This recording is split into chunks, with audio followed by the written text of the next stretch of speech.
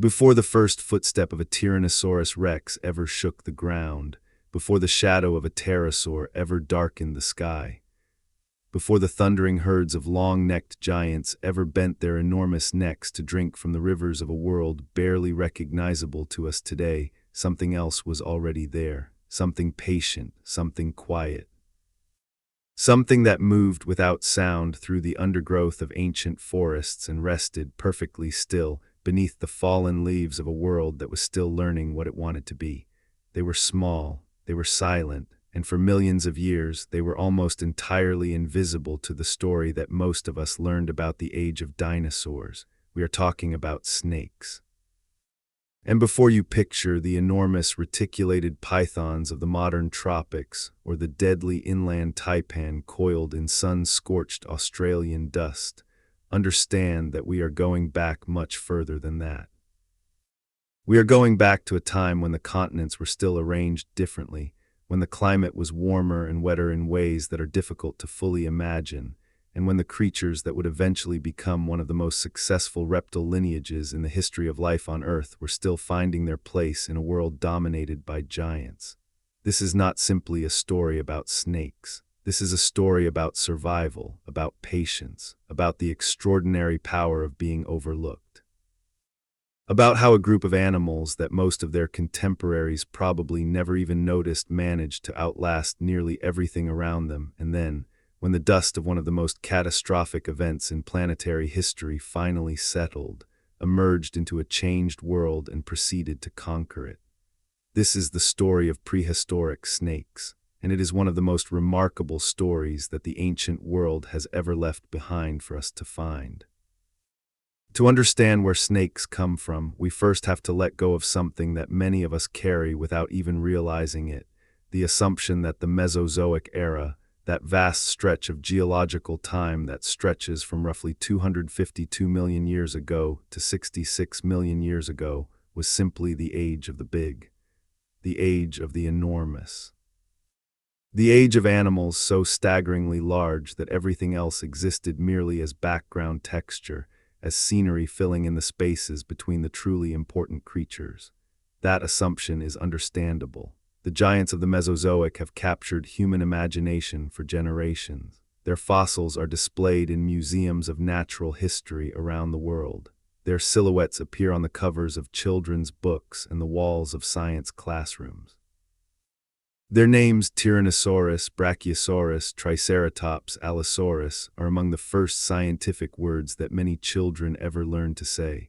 There is something deeply compelling about animals of that scale, something that reaches into a primal part of our imagination and will not let go.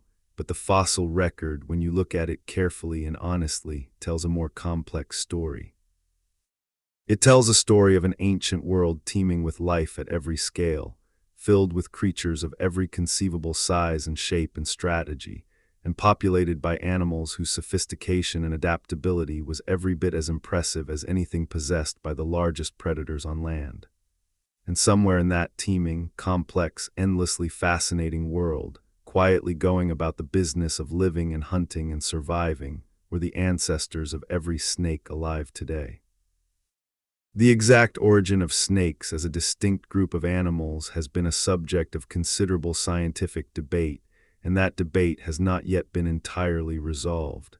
What we do know, based on fossil evidence and the detailed analysis of serpentine anatomy and genetics, is that snakes evolved from lizards. This is not a casual or approximate statement. Snakes are, in the strictest technical sense, a highly specialized group of lizards, legless, highly elongated, and possessing a suite of anatomical features that were modified over millions of years of evolution to produce the distinctive creatures we recognize today.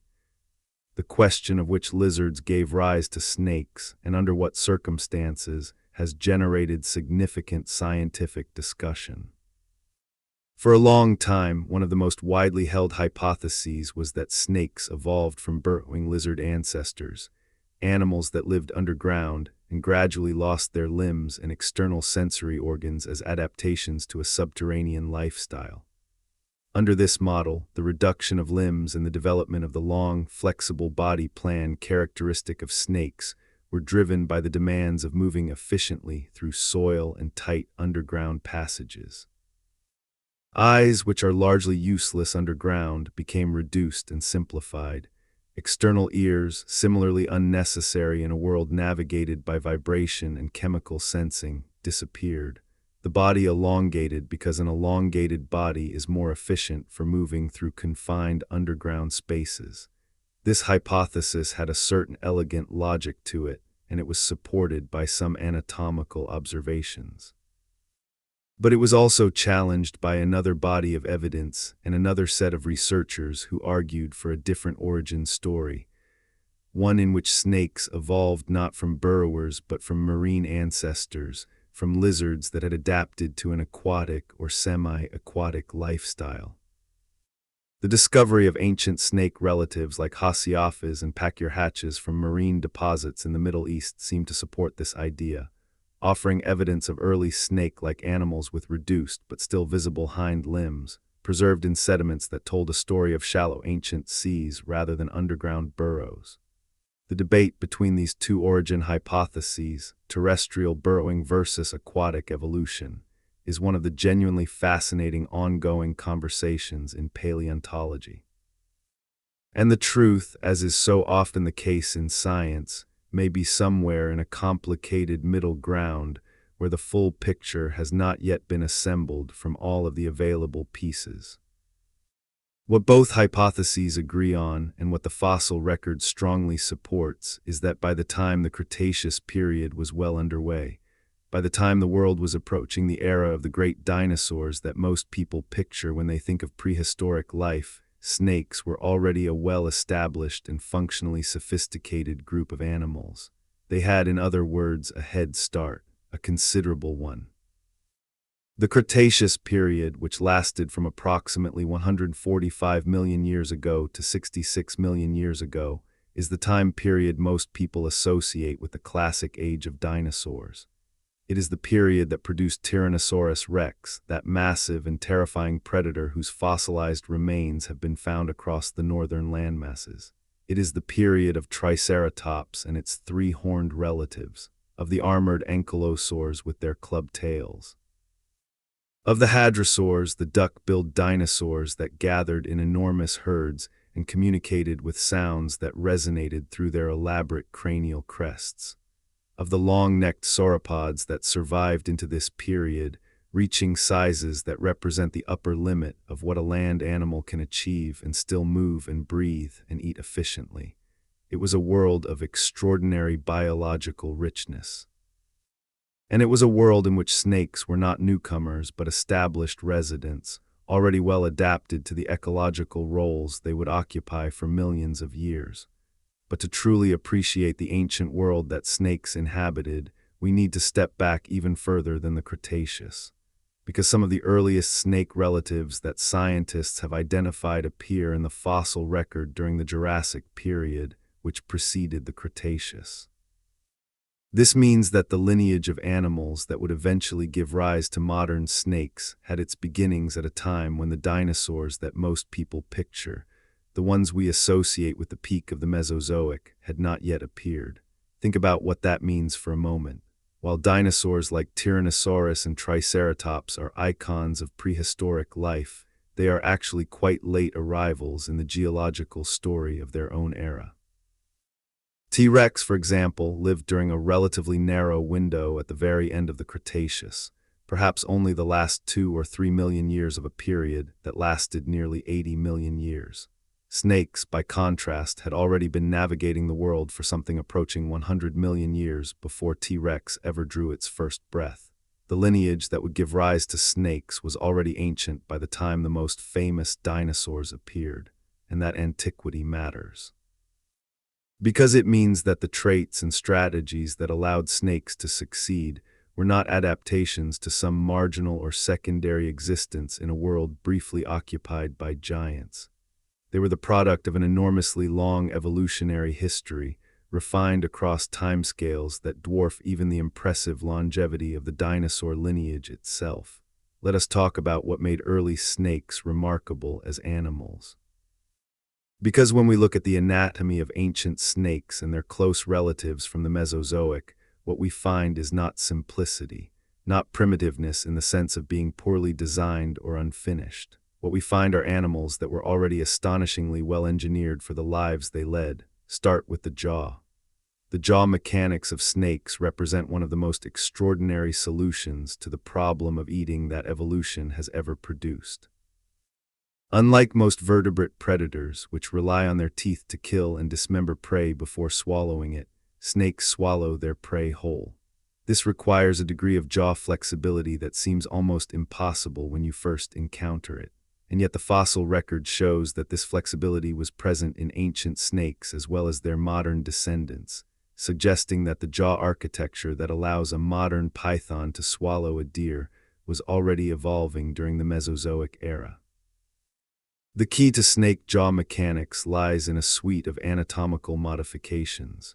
The two halves of the lower jaw in snakes are not fused together at the front the way they are in most vertebrates. Instead, they are connected by an elastic ligament, allowing them to spread apart from each other and dramatically increase the effective width of the mouth opening. Additional joints in the skull allow the upper jaw bones to move more or less independently. The quadrate bone, which connects the lower jaw to the skull, is elongated and functions almost like an additional limb segment, giving the lower jaw enormous range of motion. The result of all these modifications is a skull that is, in a sense, a precision instrument for engulfing prey whole. And the recurved teeth pointing backward toward the throat rather than straight down ensure that once prey begins to enter the mouth, the backward pointing teeth make it extremely difficult for the prey to escape. Every motion the prey makes in trying to pull free simply drives it deeper into the predator's grip. Early snake fossils preserve evidence of these same jaw mechanics.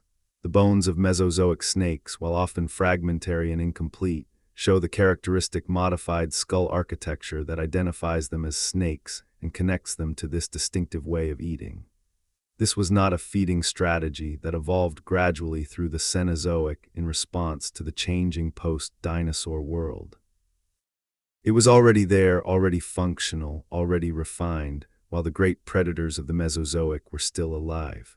Beyond the jaw, early snakes possessed bodies that were, by any measure, extraordinary functional designs. The elongated body plan of a snake is not merely the result of losing limbs. It is a positive adaptation, a body shape that offers a range of capabilities unavailable to most other vertebrates. A snake can move through spaces that no four-limbed animal of equivalent mass could navigate. It can press itself flat against the ground and become, to a surprising degree, simply part of the landscape. It can coil and compress its body into a remarkably compact mass. It can extend to a surprising length and then contract again. Its musculature, running in complex overlapping layers along the entire length of the body, gives it a versatility of movement that is, if anything, underappreciated. The muscles of a snake's body can generate enormous force when applied through constriction, the method by which many snakes kill large prey. Contrary to what some older descriptions suggested, constriction in snakes does not work primarily by suffocation, at least not in all cases. More recent research has shown that constriction can also kill by preventing the circulatory system from functioning, essentially stopping the heart by applying pressure that the cardiovascular system cannot overcome. The pressure generated by a large constricting snake is extraordinary. And again, the evidence from fossil snakes suggests that constriction, or at least some form of it, was present in the ancient serpentine lineage as well as the modern one. Let us now turn to the specific fossil evidence that gives us our most direct window into the lives of Mesozoic snakes. Because while the anatomy of ancient snake bones tells us a great deal, there are moments in the fossil record where something more specific and more vivid has been preserved, where the accidents of geology have captured not just the existence of an animal, but a frozen moment in its life, a snapshot of behavior that gives us direct evidence of how these ancient hunters actually lived.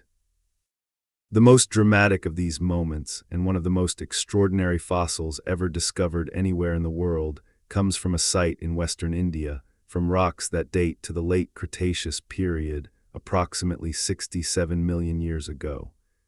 In those ancient rocks, paleontologists found a fossil that would eventually be described under the scientific name Sanajeh indicus. And what makes this fossil so remarkable is not just the animal itself, but the context in which it was preserved. The Sanajeh fossil was found coiled around the skeleton of a young dinosaur, specifically a young titanosaur, one of the long-necked sauropod dinosaurs that were among the dominant large herbivores of the late Cretaceous. The young dinosaur was near or in its nest. And the snake was coiled around it in a posture that, when carefully analyzed by the paleontologists who described the specimen, could only be interpreted one way. The snake had been caught in the act of predation.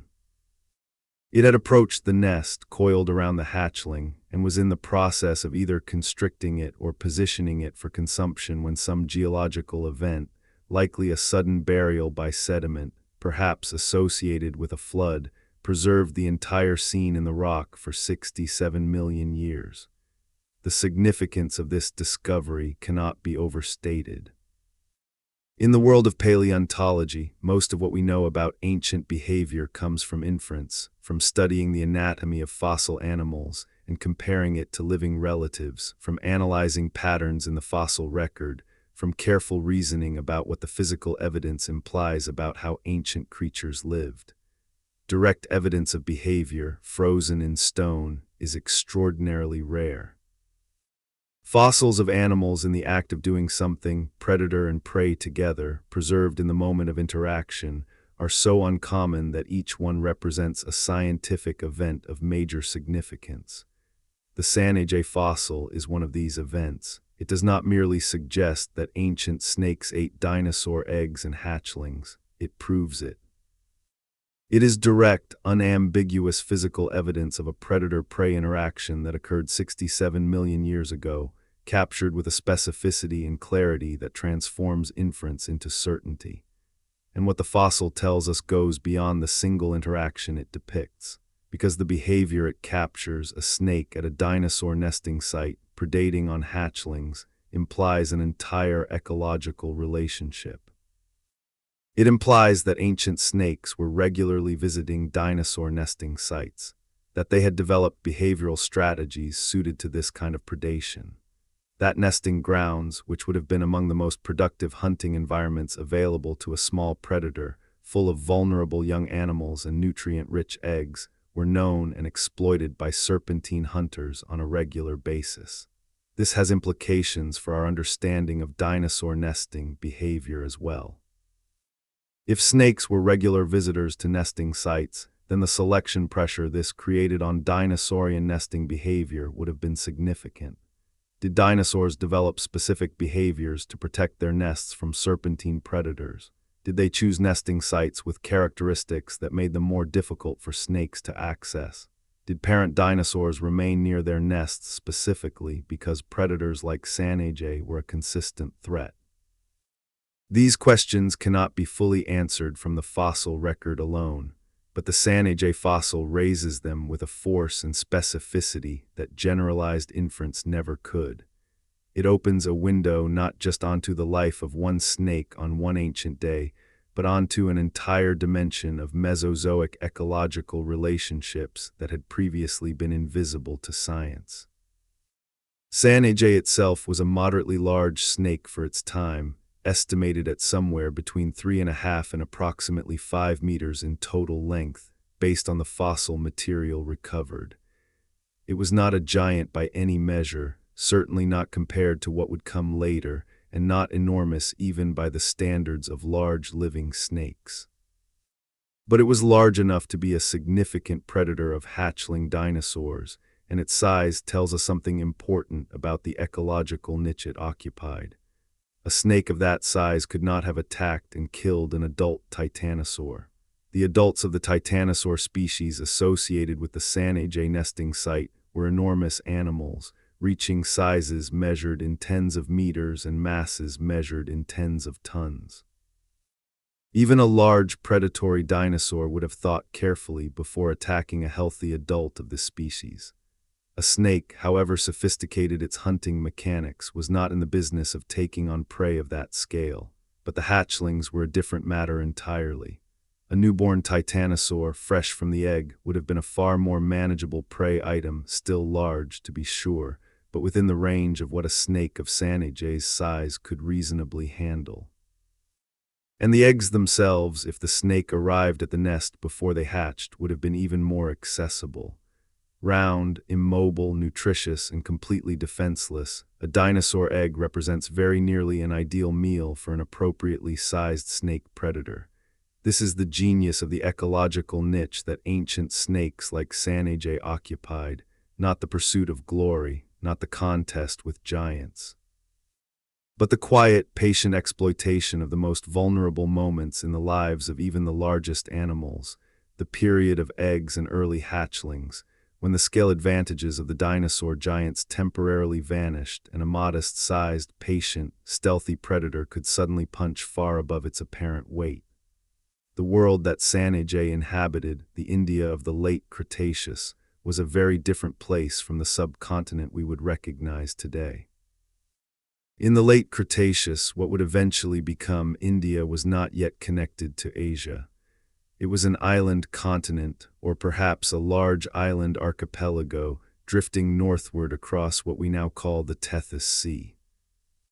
The geology of the region was shaped by massive volcanic activity, the eruptions of the Deccan Traps, one of the largest volcanic events in the history of the planet, which produced flood basalts covering areas of hundreds of thousands of square kilometers, and which some scientists believe contributed to the environmental stress that preceded and accompanied the end Cretaceous extinction. But in the period when Sanajeh lived, the nesting sites of titanosaurs in the region were productive environments. Warm temperatures, significant vegetation, and the particular conditions that titanosaurs apparently preferred for nesting.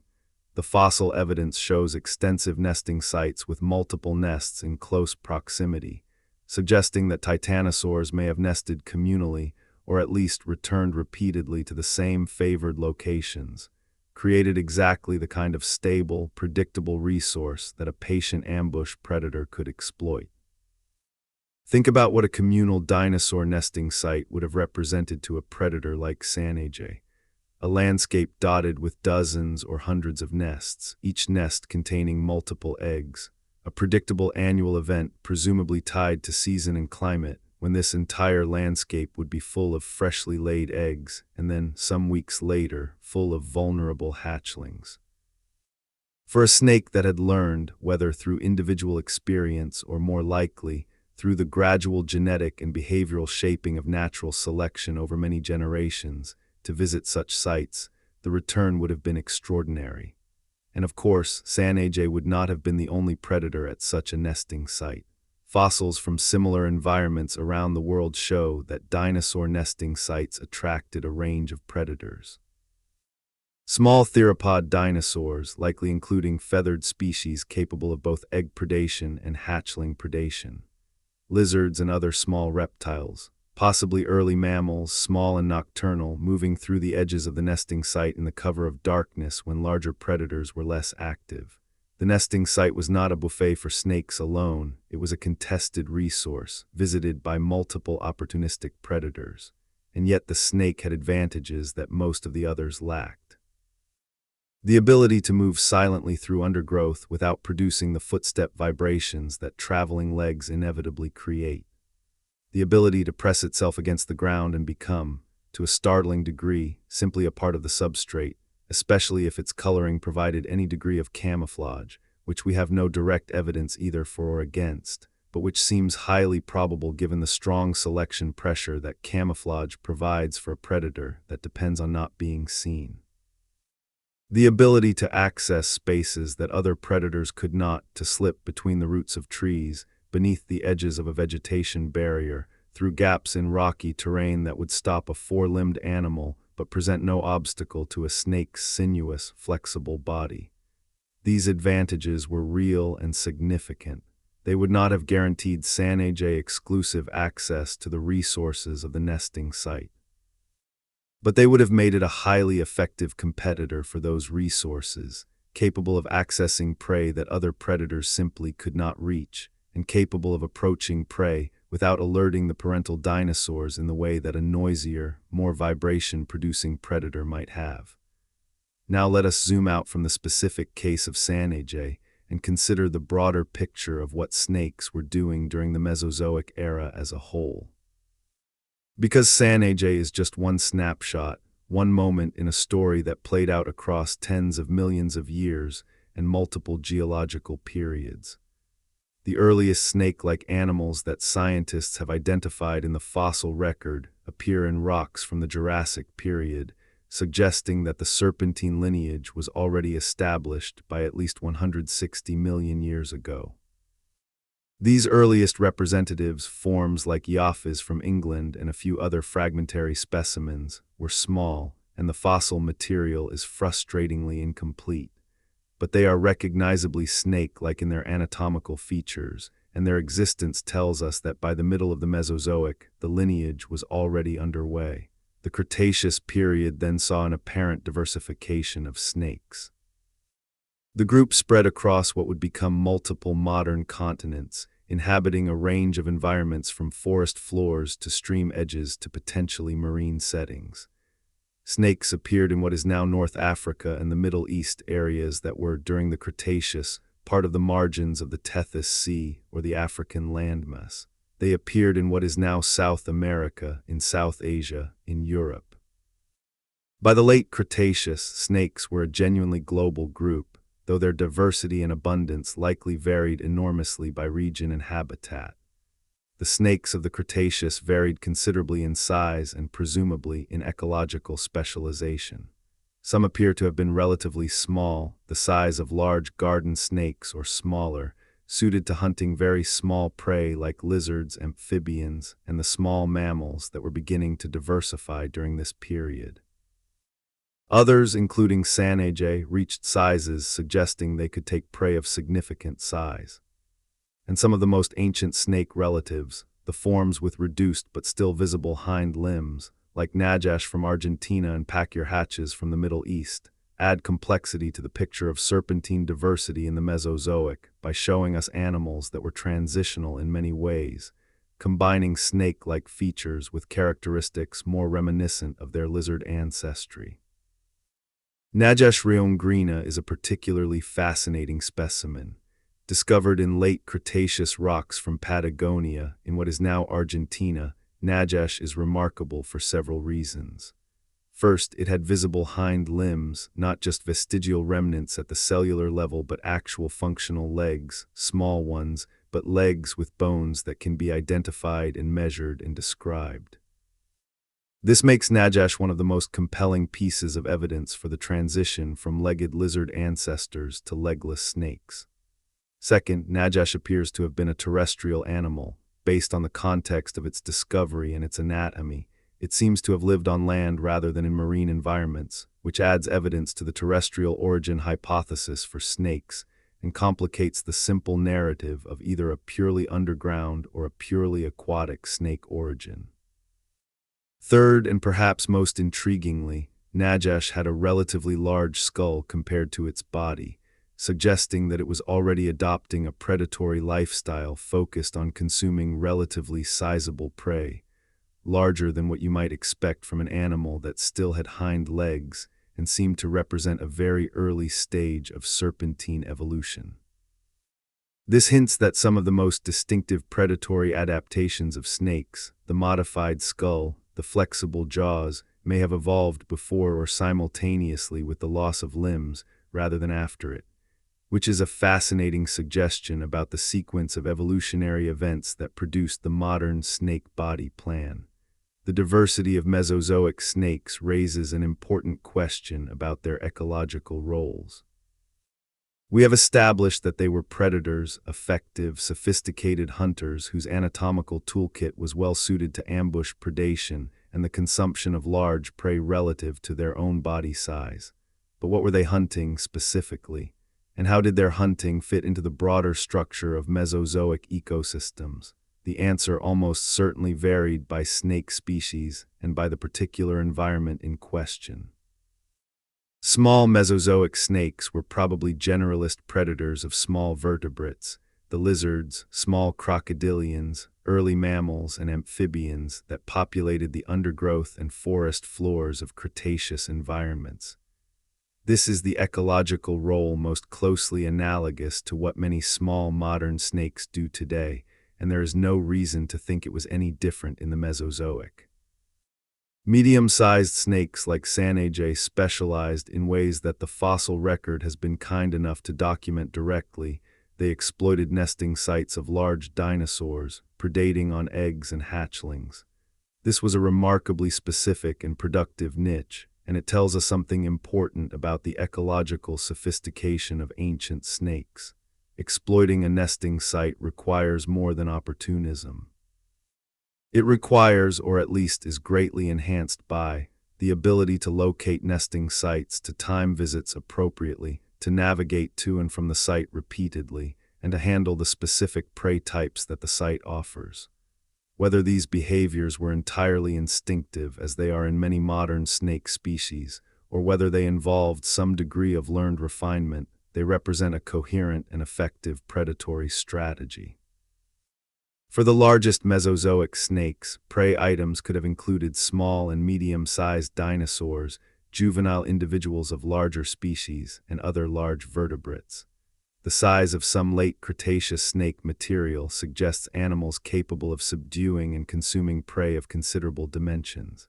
And of course, dinosaurs were not the only large animals in the Cretaceous world. Crocodilians were abundant and diverse. Large lizards, including the ancestors of modern monitor lizards, were present. Various other reptile groups occupied different niches. A large snake capable of constricting prey might have targeted any of these, and the prey's defenses, or lack thereof, would have determined the outcome of any given encounter. One aspect of snake predation strategy that deserves particular attention is the role of patience. Modern snakes are famously patient hunters. Species that employ ambush strategies, the sit-and-wait predation approach used by pit vipers, many pythons, and numerous other groups, can wait for extended periods, sometimes days or weeks, without moving significantly, positioned in a location where prey is likely to pass. This patience is possible because snakes have extraordinarily low metabolic rates compared to mammals and birds. They require much less energy to sustain themselves, which means that extended periods without food do not represent the catastrophic threat to their survival that they would represent for a warm-blooded predator. The low metabolic rate of snakes is connected to their ectothermic, cold-blooded physiology. Unlike mammals and birds, which maintain elevated body temperatures through metabolic heat generation, snakes regulate their body temperature primarily through behavioral means, seeking warm or cool environments as needed. This approach to thermoregulation is far less energetically expensive than the endothermic approach, and it means that snakes can allocate far more of their energy budget to growth, reproduction, and activity rather than to the constant production of body heat. The evolutionary advantages of this approach are most apparent during difficult periods of food scarcity, environmental stress, or rapid ecological change. An animal that can survive for weeks or months without eating, that can slow its metabolism dramatically when resources are scarce, and that can hide in a small space and wait for conditions to improve, is an animal that is extraordinarily resistant to the kinds of crises that wipe out more energetically demanding species.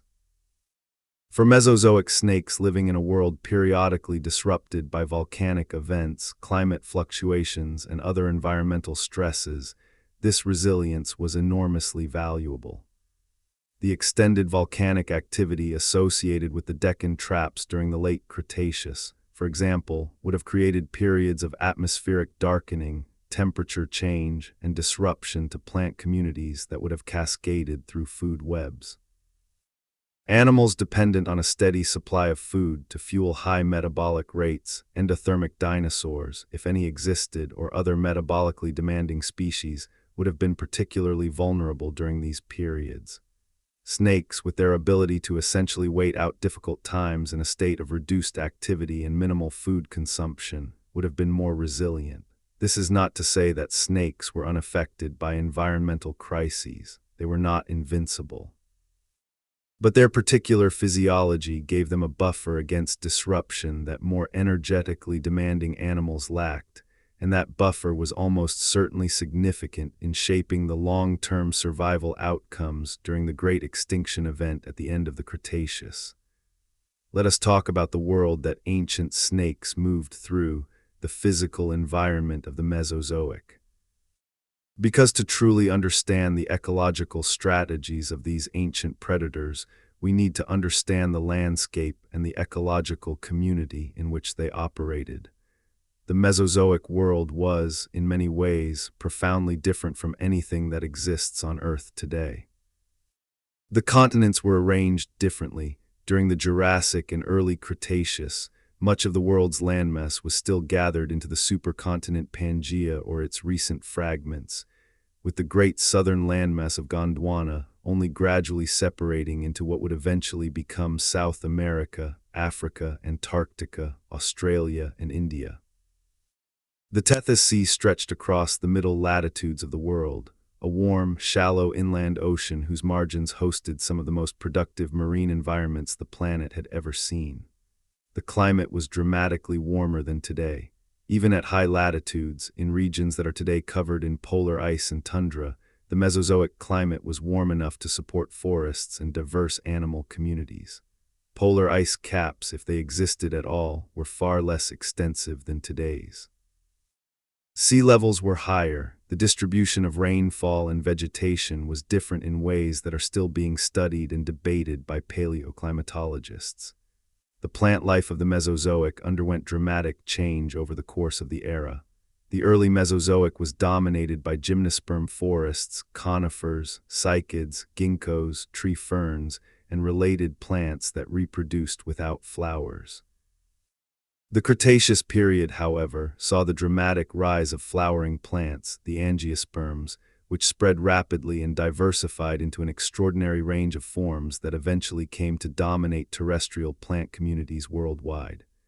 By the late Cretaceous, flowering plants were present and increasingly diverse, though gymnosperm forests still covered enormous areas, particularly in cooler or more seasonal environments. This transformation of plant communities had cascading effects on animal communities. Flowering plants provide different food resources, different structural environments, and different ecological opportunities than gymnosperm forests. The rise of angiosperms created new niches for plant-eating insects, which in turn created new opportunities for insect-eating vertebrates. It changed the structure of forest understories and ground-level vegetation in ways that affected every aspect of life for animals that lived and hunted at or near the ground surface. For ancient snakes, these changes in plant communities would have affected the physical structure of the environments they navigated. Denser, more diverse understory vegetation would have provided better cover for ambush predators. Different types of ground cover would have created different opportunities for concealment and different challenges for movement. The rise of flowering plants and the ecological changes associated with them was not just a story about plants and plant eaters.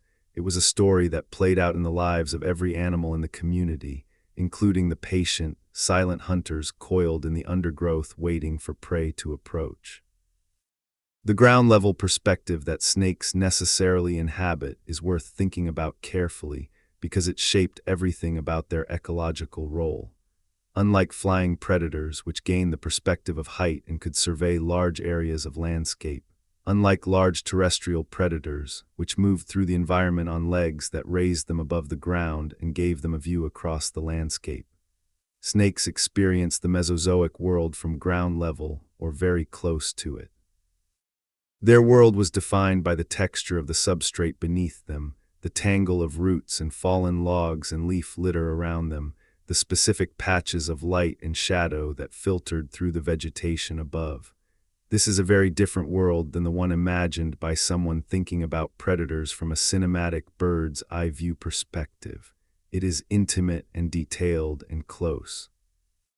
It is a world where a fallen log represents a landscape feature of considerable significance, a place to shelter, to ambush prey, to thermoregulate in the sun on cold mornings, where a patch of leaf litter is both a potential hiding place and a medium through which vibrations travel from the footsteps of approaching prey, where the specific composition and density of vegetation at the ground level determines which spaces are passable and which are barriers.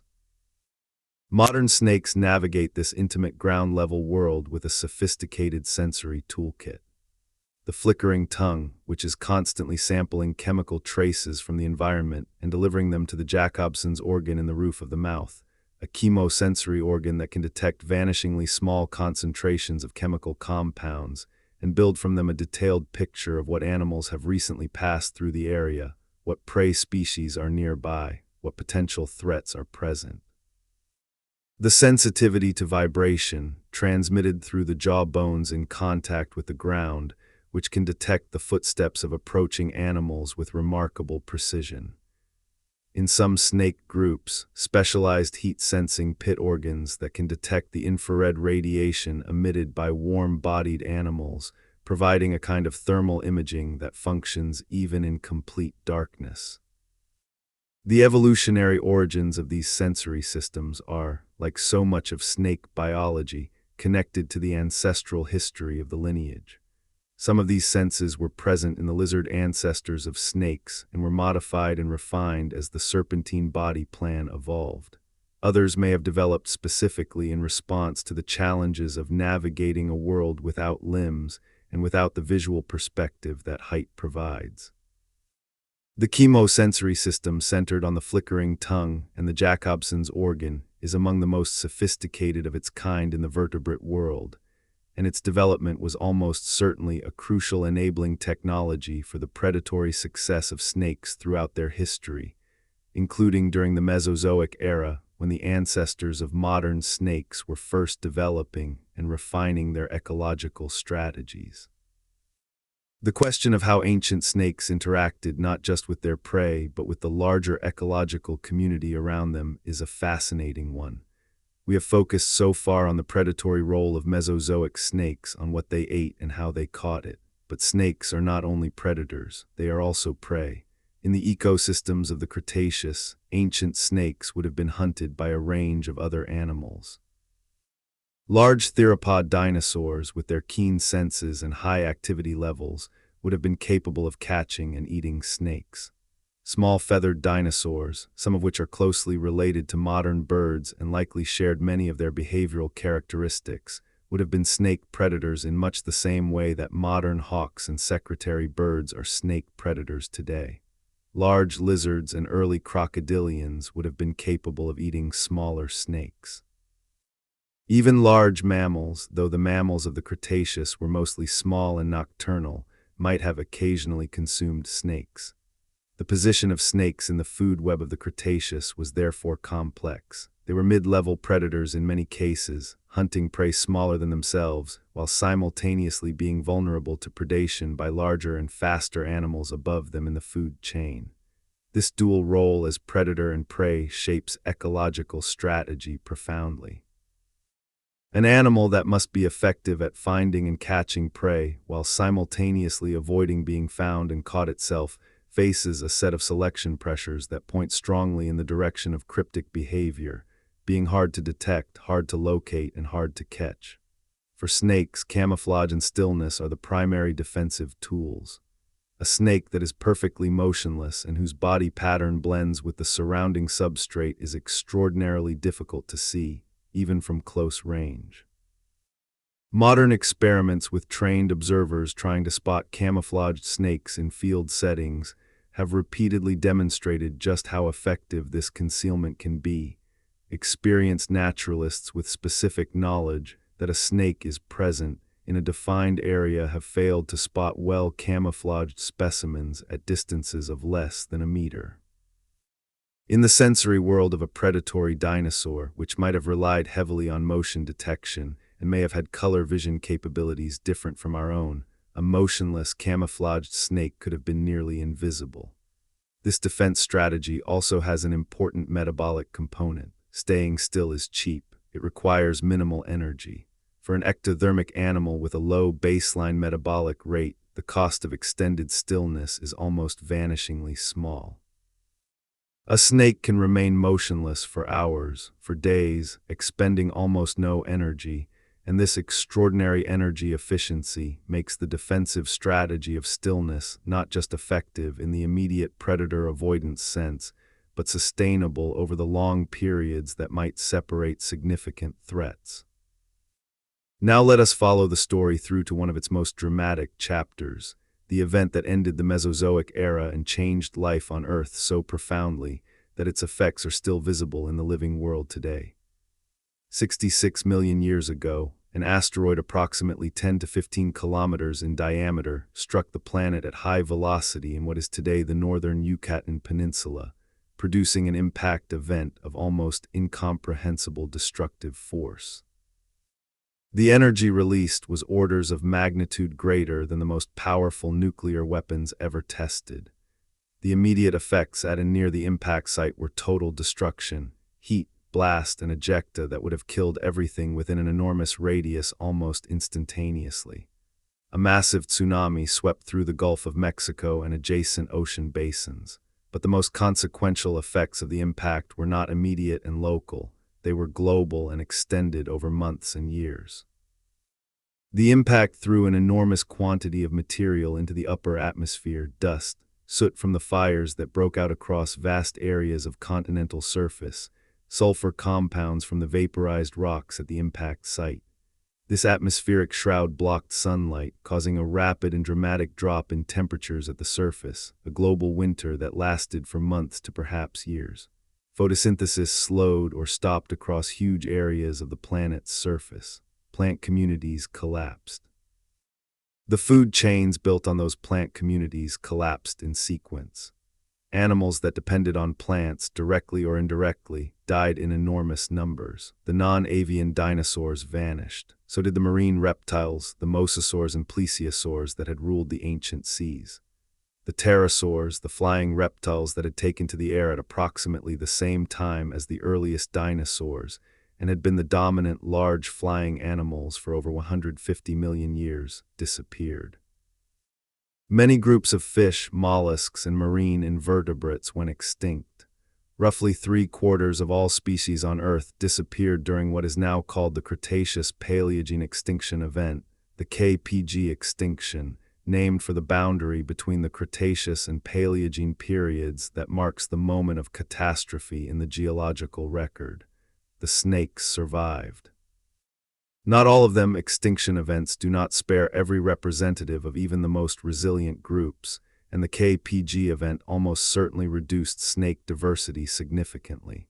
But the lineage survived. Snakes came through the end Cretaceous extinction event that eliminated 3/4 of all life on Earth and continued into the Paleogene with the capacity to diversify and adapt to the changed world on the other side. Why? The answers lie precisely in the traits we have already been discussing, the traits that made ancient snakes effective predators during the Mesozoic and that simultaneously made them extraordinarily resilient in the face of environmental catastrophe: the ability to go extended periods without eating.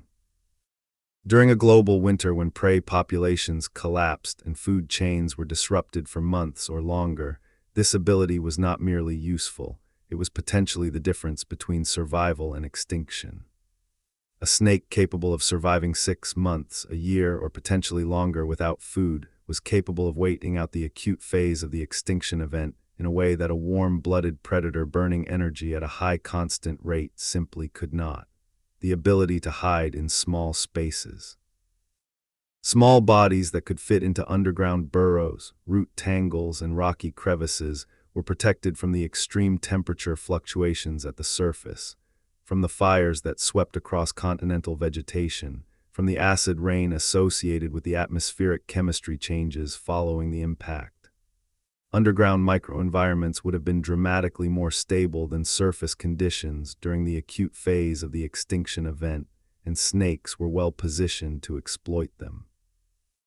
A generalist diet capable of shifting as the specific prey community changed. Snakes that had been specialist egg predators in the Cretaceous would have found their specific food source severely disrupted as dinosaur populations collapsed. But snakes with flexible enough dietary habits to shift to whatever small vertebrate prey remained available, small mammals, surviving lizards, amphibians, invertebrates, would have been able to sustain themselves through the transition period, however difficult it was. Small body size, paradoxically, became an advantage. During an extinction event characterized by resource scarcity, small animals have lower absolute food requirements than large animals. A small snake hunting small prey through a disrupted and recovering ecosystem can sustain itself on resources that would be entirely inadequate to maintain a large body. The giants of the Cretaceous, whether dinosaurs, marine reptiles, or large terrestrial predators, were the first to go when resources became critically scarce. The small, the patient, and the flexible were the ones most likely to survive. The world on the other side of the KPG extinction was a very different one from the Mesozoic that had preceded it. The ecological roles that had been occupied by the great dinosaurian lineages were suddenly vacant. The niches of large terrestrial herbivore, large terrestrial predator, large flying animal, large marine predator, all were open, waiting to be filled by whatever survivors had come through the catastrophe with the capacity to expand into them. This post-extinction period, the early Paleogene, was one of the most dynamic evolutionary episodes in the history of life. Mammals which had survived the extinction, though not without losses, as small, mostly nocturnal generalists, began to diversify at extraordinary rates. Within a geologically short time, measured in millions of years rather than the tens of millions that had characterized more stable periods, mammals expanded from small insectivores and omnivores into a stunning range of ecological roles. Large herbivores, like the ancestors of today's horses and elephants. Large carnivores, like the ancestors of today's cats and bears and wolves. Bats exploiting the aerial niche left by pterosaurs. Early whales beginning the movement into the marine niche. The mammals, in short, took over the world vacated by the dinosaurs. But the mammals were not the only survivors of the KPG event that were doing interesting things in the Paleogene. The snakes were also diversifying, and their early Paleogene diversification produced something truly astonishing.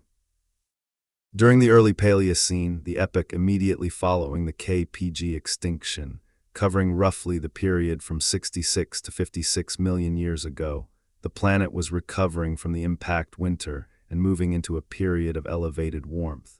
Global temperatures during this period were higher than today by several degrees. Tropical and subtropical conditions extended much farther toward the poles than they do in the current climate. Dense, wet tropical forests covered enormous areas of what are now more temperate regions, and in these warm, lush, productive forests the snakes began to grow.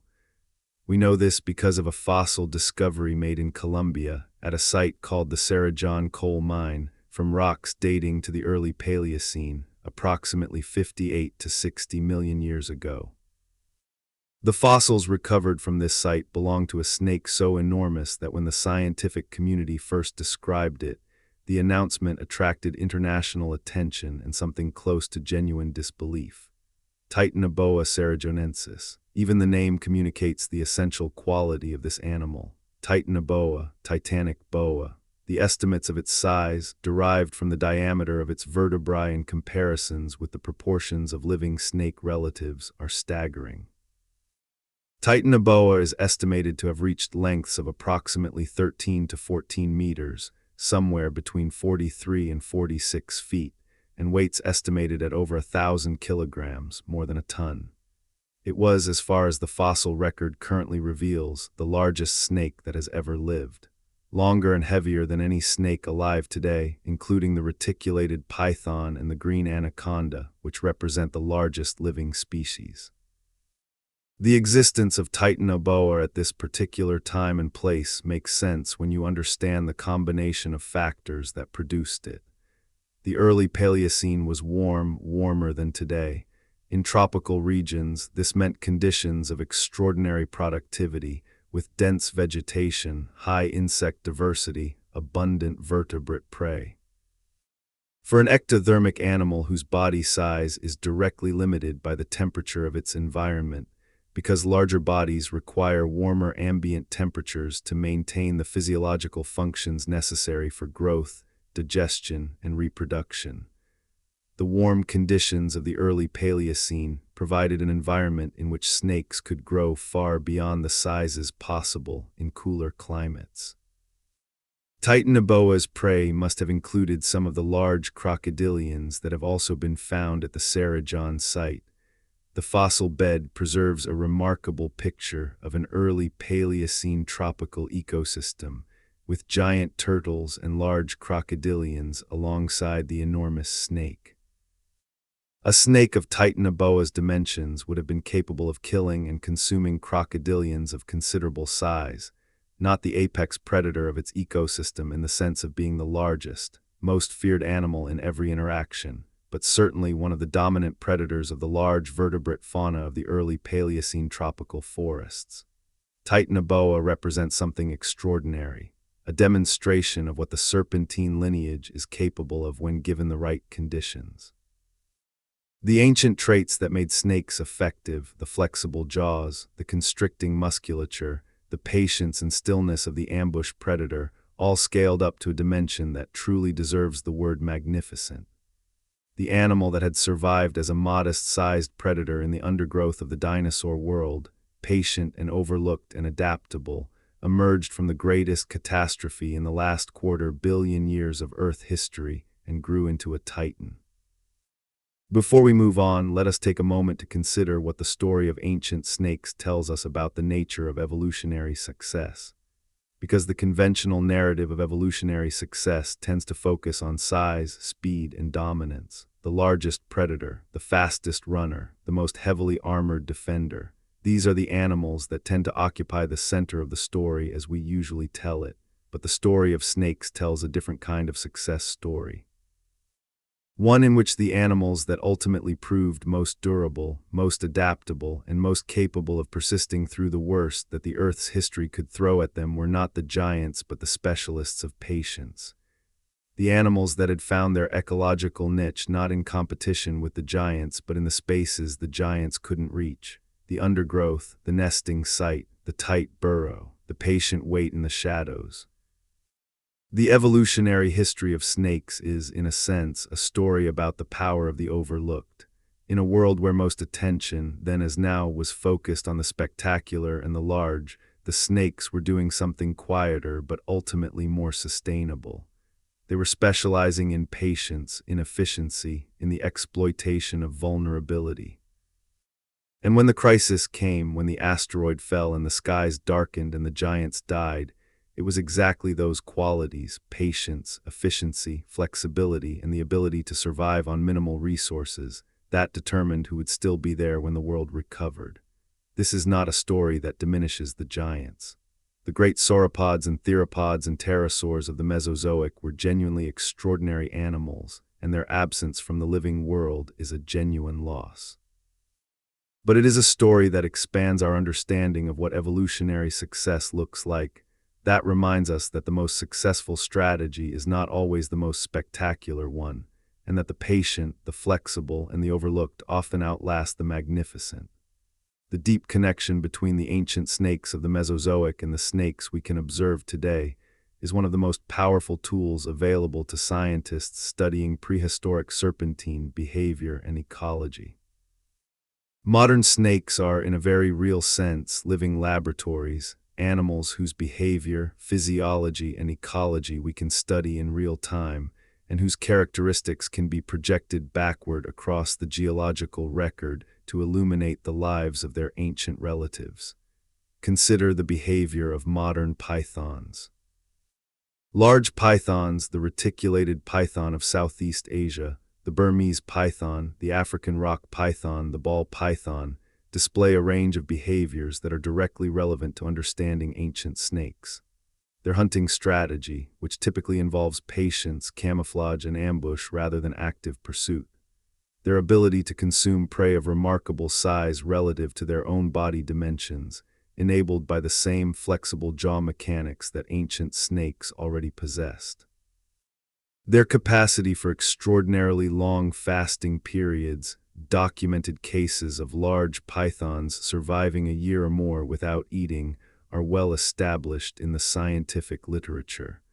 The nesting behavior of pythons is also relevant.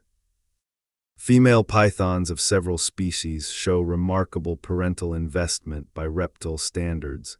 They remain coiled around their eggs through the incubation period, and in some species actively generate body heat through muscular contractions to maintain incubation temperatures. This behavior hints at the potential complexity of reproductive behavior in ancient snakes as well, and raises interesting questions about whether ancient snakes might have provided any form of egg attendance that would have affected the dynamics of predation at dinosaur nesting sites. Modern boas, particularly smaller species like the sand boa and rosy boa, provide another set of relevant behaviors. These are animals that live in arid and semi-arid environments, often spending extended periods beneath rocks or in sandy substrate, emerging primarily at night to hunt. Their foraging behavior is highly patient and opportunistic. They will wait, sometimes for extended periods, in locations where prey regularly travels, rather than actively searching for prey. Their dietary flexibility, taking whatever appropriately sized vertebrate prey presents itself, mirrors the kind of adaptability that must have been crucial for ancient snakes surviving in environments where specific prey types might be seasonally or episodically unavailable. Sand boas are also notable for their degree of fossorial behavior, the tendency to partially or fully bury themselves in loose substrate. This behavior, which provides thermal regulation, concealment from predators, and access to prey using the ambush strategy, connects modern snakes to the burrowing heritage that may have played a role in the original evolution of the serpentine body plan. Watching a sand boa partially emerged from the sand, head positioned at the surface with the body concealed below, waiting for a small lizard or mouse to wander within striking distance, gives a vivid and immediate sense of the ecological strategy that ancient snakes were likely employing in somewhat different physical contexts during the Mesozoic. The application of modern snake behavioral ecology to the interpretation of ancient snake fossils is not merely speculative. It is grounded in the principle of phylogenetic bracketing, the idea that characteristics shared by living relatives of an extinct animal can be inferred to have also been present in the extinct animal, unless there is specific evidence to the contrary. Because modern snakes share so many fundamental characteristics with their ancient relatives, the same basic body plan, the same jaw mechanics, the same sensory systems, the same ectothermic physiology, the behavioral and ecological inferences we can make from studying modern species are unusually robust. When we observe a modern python detecting prey through chemical traces on the air with its flickering tongue, we can reasonably infer that ancient snakes did the same thing, using the same chemosensory system. When we observe a modern constricting snake exerting enough force to overcome the cardiovascular system of large prey, we can reasonably infer that ancient constrictors like the ancestors of Titanoboa used the same basic mechanism. When we observe modern snakes fasting for extended periods without apparent harm, we can reasonably infer that this same capacity was available to ancient snakes navigating periods of environmental stress. This connection between ancient and modern is one of the most powerful aspects of the story of prehistoric snakes. Unlike many extinct animals, the dinosaurs, the pterosaurs, the marine reptiles, whose closest living relatives are distantly connected and whose behaviors must be inferred through more indirect means, snakes are still here.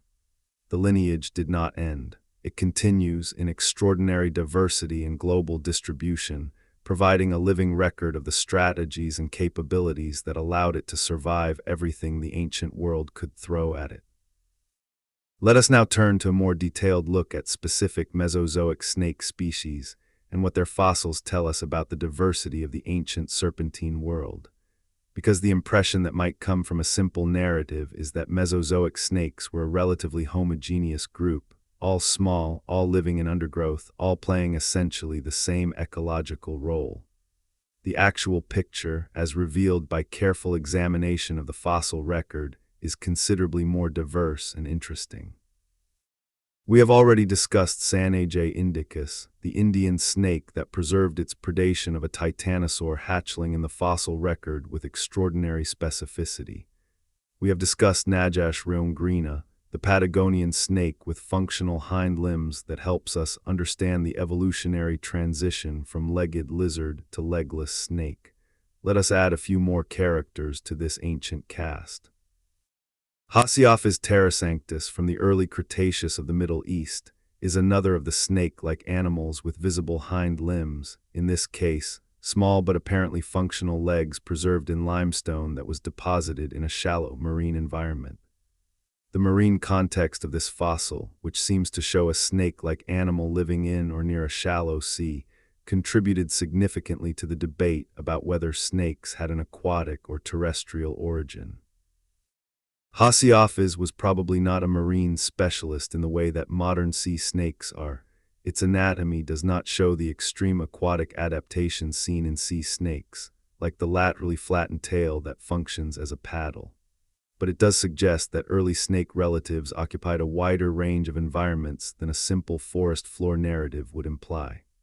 Simoleophis from the early Cretaceous of France and Portugal is another intriguing specimen from an apparent coastal or near marine environment. Like Haseophis, Simoleophis seems to have occupied an ecological position at the interface of terrestrial and aquatic environments, perhaps something like the ecological position occupied by modern water moccasins or other semi-aquatic snake species that move freely between land and water in their hunting.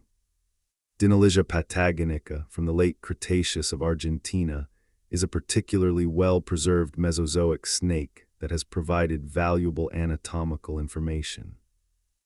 Analysis of the brain case of Dinolysia has been especially informative. Detailed CT scanning of its skull has allowed scientists to reconstruct the arrangement of the inner ear and other sensory structures, providing information about the sensory capabilities of this ancient snake. The results suggested that Dinolysia had inner ear anatomy similar to that seen in modern burrowing snakes, which was interpreted as support for the hypothesis that the ancestors of snakes were burrowers, though this interpretation has been contested and the debate about serpentine origins continues. Uolungur camphildensis from Australia, known from Miocene deposits and thus technically post-Mesozoic, provides an interesting case study in the persistence of primitive snake characteristics into later geological periods. Uolungur was a large, likely constricting snake that may have been an apex predator of its environment in ways that connect it ecologically to the earlier Mesozoic tradition of large snake predators, even though it lived tens of millions of years after the dinosaurs disappeared. The geographic distribution of Mesozoic snake fossils is itself revealing. Snakes of the Cretaceous have been found in what are now South America, Africa, Europe, Asia, and South Asia, a global distribution that reflects both the ancient connectivity of landmasses and the mobility and adaptability of the serpentine lineage. This worldwide presence tells us that by the late Cretaceous, snakes had spread across essentially all of the major landmasses that existed at the time, adapting to a range of environments and ecological communities. The specific distribution of Cretaceous snake fossils also provides information about the ancient geography of the world. Snakes found in similar types of sediment and similar ecological contexts on continents that are today separated by thousands of kilometers of ocean help us map the positions of ancient land connections and understand how animals moved between landmasses as the continents drifted. A snake found in Cretaceous deposits of what is now Morocco, and a related snake found in contemporaneous deposits of what is now Spain, for example, tells us something about the land connections that existed across what is now the Mediterranean Sea during that period. This biogeographic dimension of snake paleontology is one of the less commonly discussed aspects of the field, but it is scientifically important and genuinely fascinating. Because snakes are animals with real ecological requirements, real dispersal capabilities, and real limitations on their ability to cross water barriers, their distribution in the fossil record is not random. It reflects the history of the Earth's geography as well as the history of the serpentine lineage itself. The snakes are, in a sense, living and fossil indicators of the ancient world's shape. The feeding behavior of ancient snakes also has implications for the role they played in ecosystem regulation. Modern ecologists recognize that predators, even relatively modest-sized ones operating well below the apex of the food chain, can have significant effects on the structure and dynamics of ecosystems. The removal of a mid-level predator can trigger cascading effects through food webs that alter the populations of multiple other species. In the context of dinosaur nesting sites, ancient snakes like Sanajeh may have played a regulating role in the populations of young dinosaurs. If snake predation at nesting sites was consistent and significant, it would have exerted selection pressure on the reproductive strategies of the dinosaur species affected. It might have influenced the location, structure, or defense of nests. It might have contributed to the very high egg-laying rates seen in some dinosaur species, a pattern that is consistent with high hatchling mortality from predation, which selects for producing large numbers of offspring to compensate for heavy losses in the vulnerable early life stage. This kind of subtle but significant influence on ecosystem dynamics is precisely what modern ecologists would expect from a persistent and effective mid-level predator.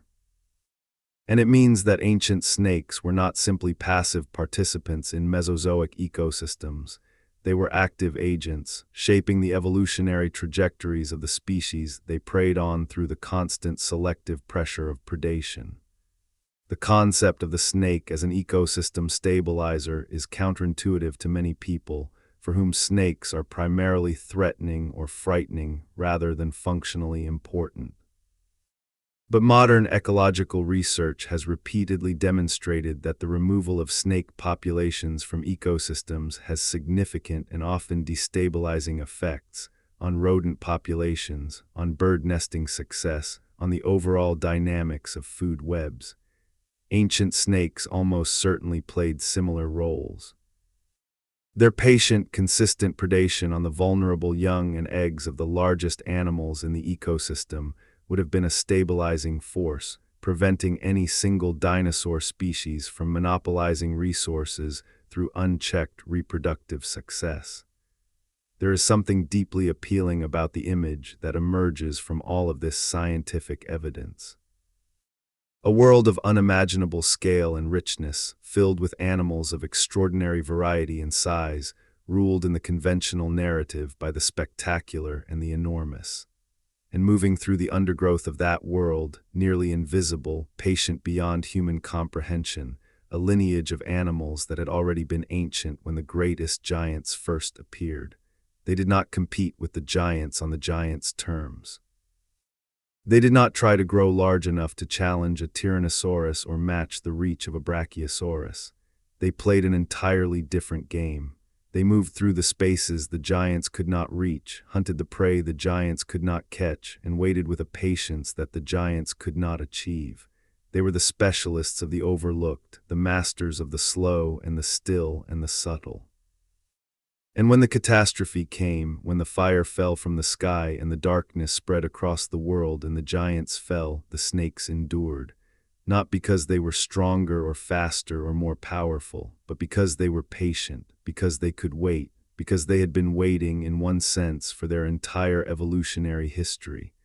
The snakes outlasted the dinosaurs, not in spite of what they were, but because of it. Every trait that had made them seem modest, unremarkable, easy to overlook, the small body, the low metabolic rate, the ability to survive without food, the tendency to hide in small spaces and wait, every one of those traits turned out to be exactly what was needed when the worst happened. And then in the warm, recovering world of the Paleocene, with the ecological vacuum left by the extinction of the giants, they grew. Titanoboa sarajonensis, enormous beyond anything that had existed before in the serpentine lineage, was the expression of what snakes could become when the ecological space was available, and the climate was warm and the prey was abundant, and the constraints of the old world had been swept away. The snake that had survived by being overlooked became, briefly, the largest snake that had ever lived. The patient, the small, the hidden, they became, in the right conditions, something magnificent. As we reach the midpoint of this story, let us pause and take stock of what we have learned.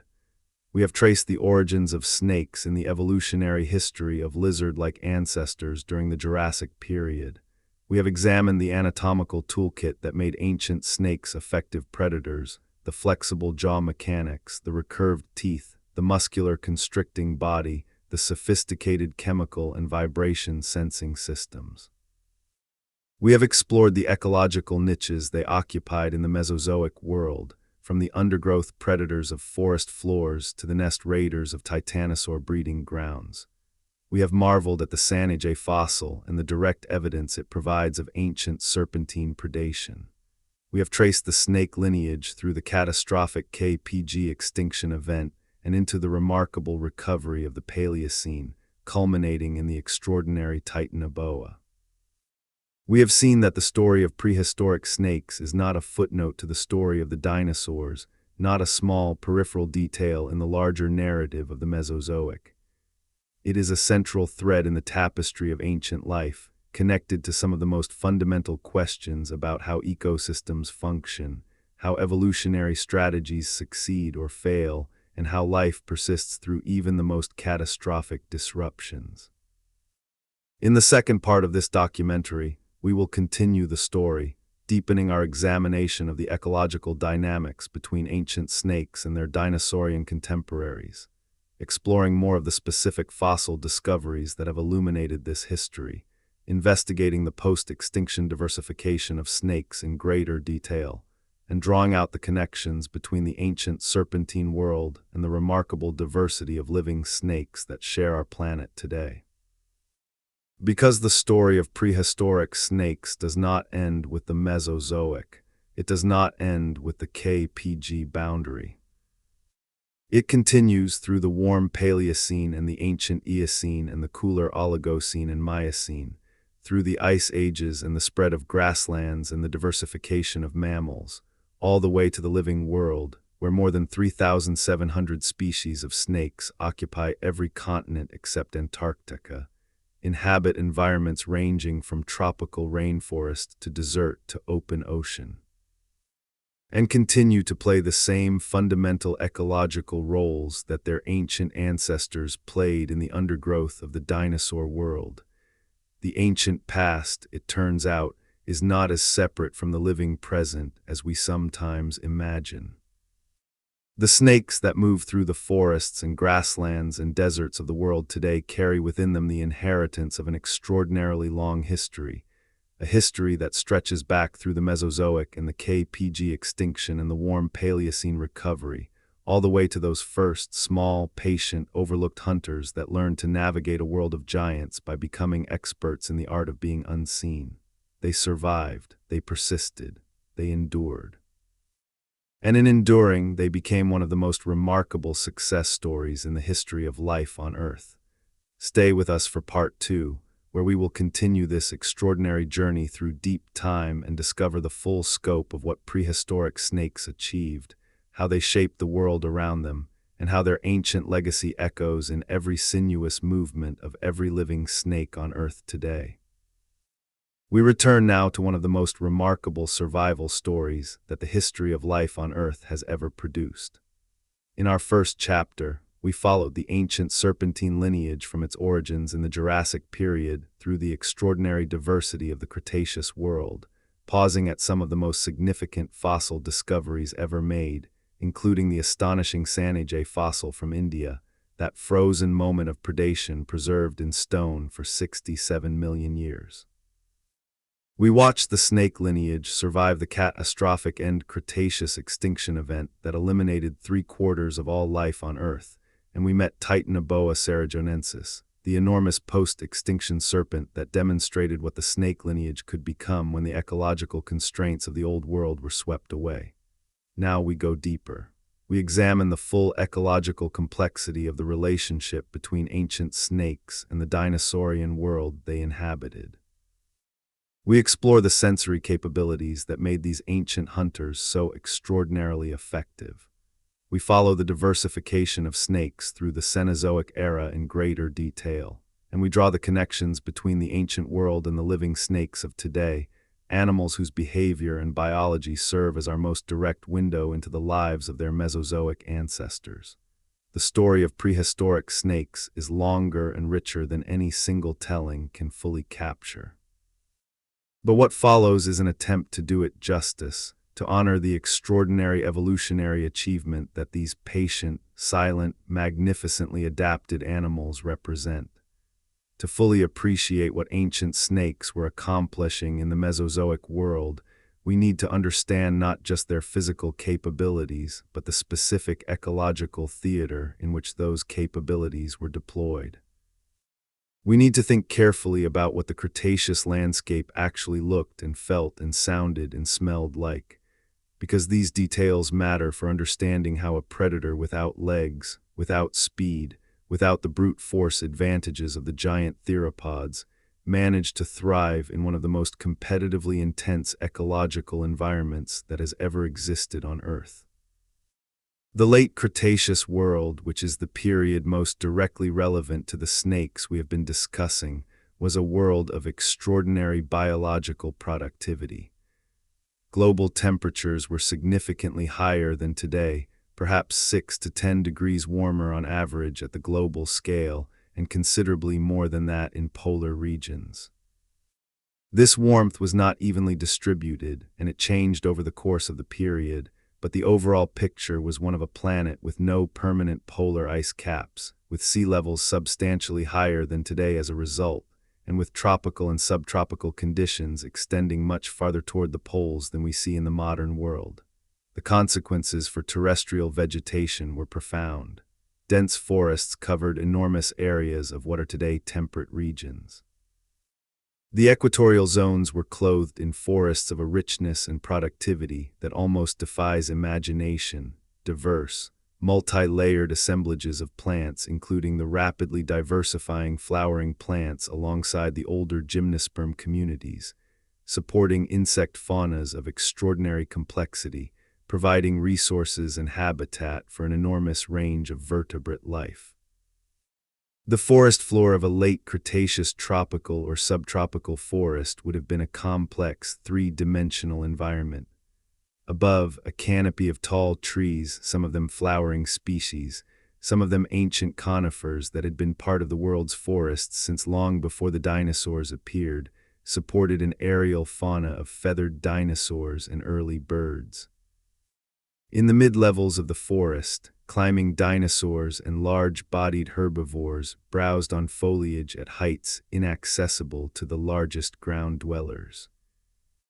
At the forest floor, the scene was both dimmer and more intimate, filtered light, complex ground cover of ferns and low plants, fallen logs in various states of decay, leaf litter of varying depths, pools and streams of water collecting in low areas, roots of the great trees creating a labyrinthine network of small enclosed spaces just below the soil surface.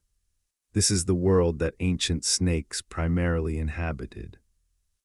Not the bright, open landscapes that we tend to picture when we imagine dramatic predator-prey interactions.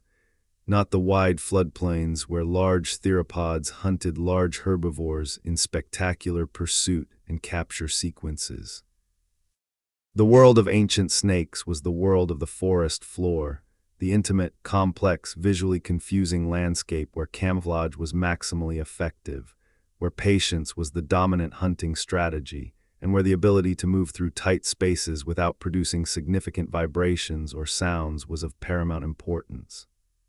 The sensory toolkit that ancient snakes brought to this environment was, as we briefly discussed in the first part of this documentary, extraordinarily sophisticated.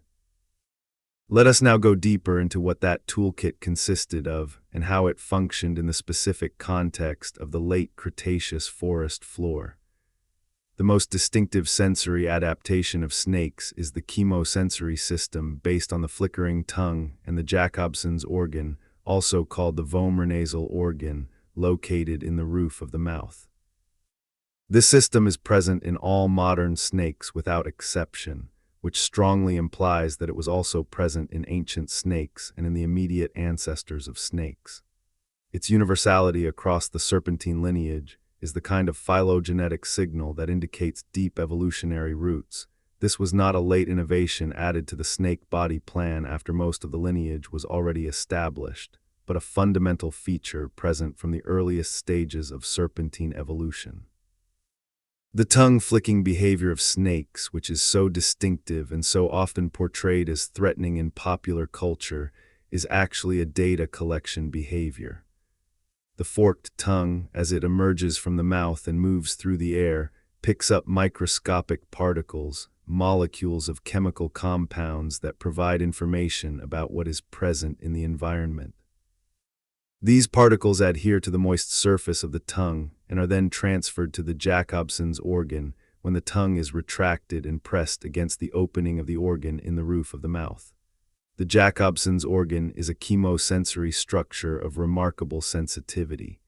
It can detect the presence of chemical compounds at concentrations that are vanishingly small, far below the threshold of detection for human olfactory systems. The information it provides is not simply a binary signal of the presence or absence of a particular compound, but a rich, spatially detailed picture of the chemical landscape of the environment. Because the tongue is forked, the two tips sample the air at slightly different positions, and the brain can compare the chemical signals from the two tips to determine not just that a chemical is present, but in which direction its concentration is increasing, allowing the snake to follow a scent trail to its source with a precision analogous to what a bloodhound achieves with its olfactory system. On the floor of a late Cretaceous forest, this chemical sensing capability would have been extraordinarily valuable. The forest floor was permeated with chemical information, the scent trails left by passing animals, the distinctive chemical signatures of different plant species, the specific chemical compounds associated with eggs and nesting sites. A snake moving slowly through this chemical landscape, tongue flickering constantly to sample the environment, would have been continuously receiving detailed information about what had recently passed through the area, what was currently nearby, and in what direction interesting prey items or productive hunting locations lay.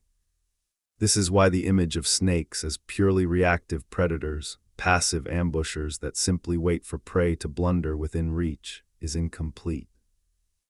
Snakes can and do actively search for prey and productive hunting locations, guided by the chemical information their remarkable sensory system provides. A snake that has detected the scent of a dinosaur nesting site from some distance away can follow the chemical gradient toward the source, navigating the forest floor with a purposefulness and directionality that is anything but random or passive. Once at the nesting site, the same chemical sensing would provide detailed information about the location of specific nests, the developmental stage of eggs, and the presence of other predators, all information that would allow an intelligent and efficient exploitation of the resource. The second major sensory modality of snakes, the detection of vibration through the jawbones, was also enormously relevant in the context of the forest floor environment.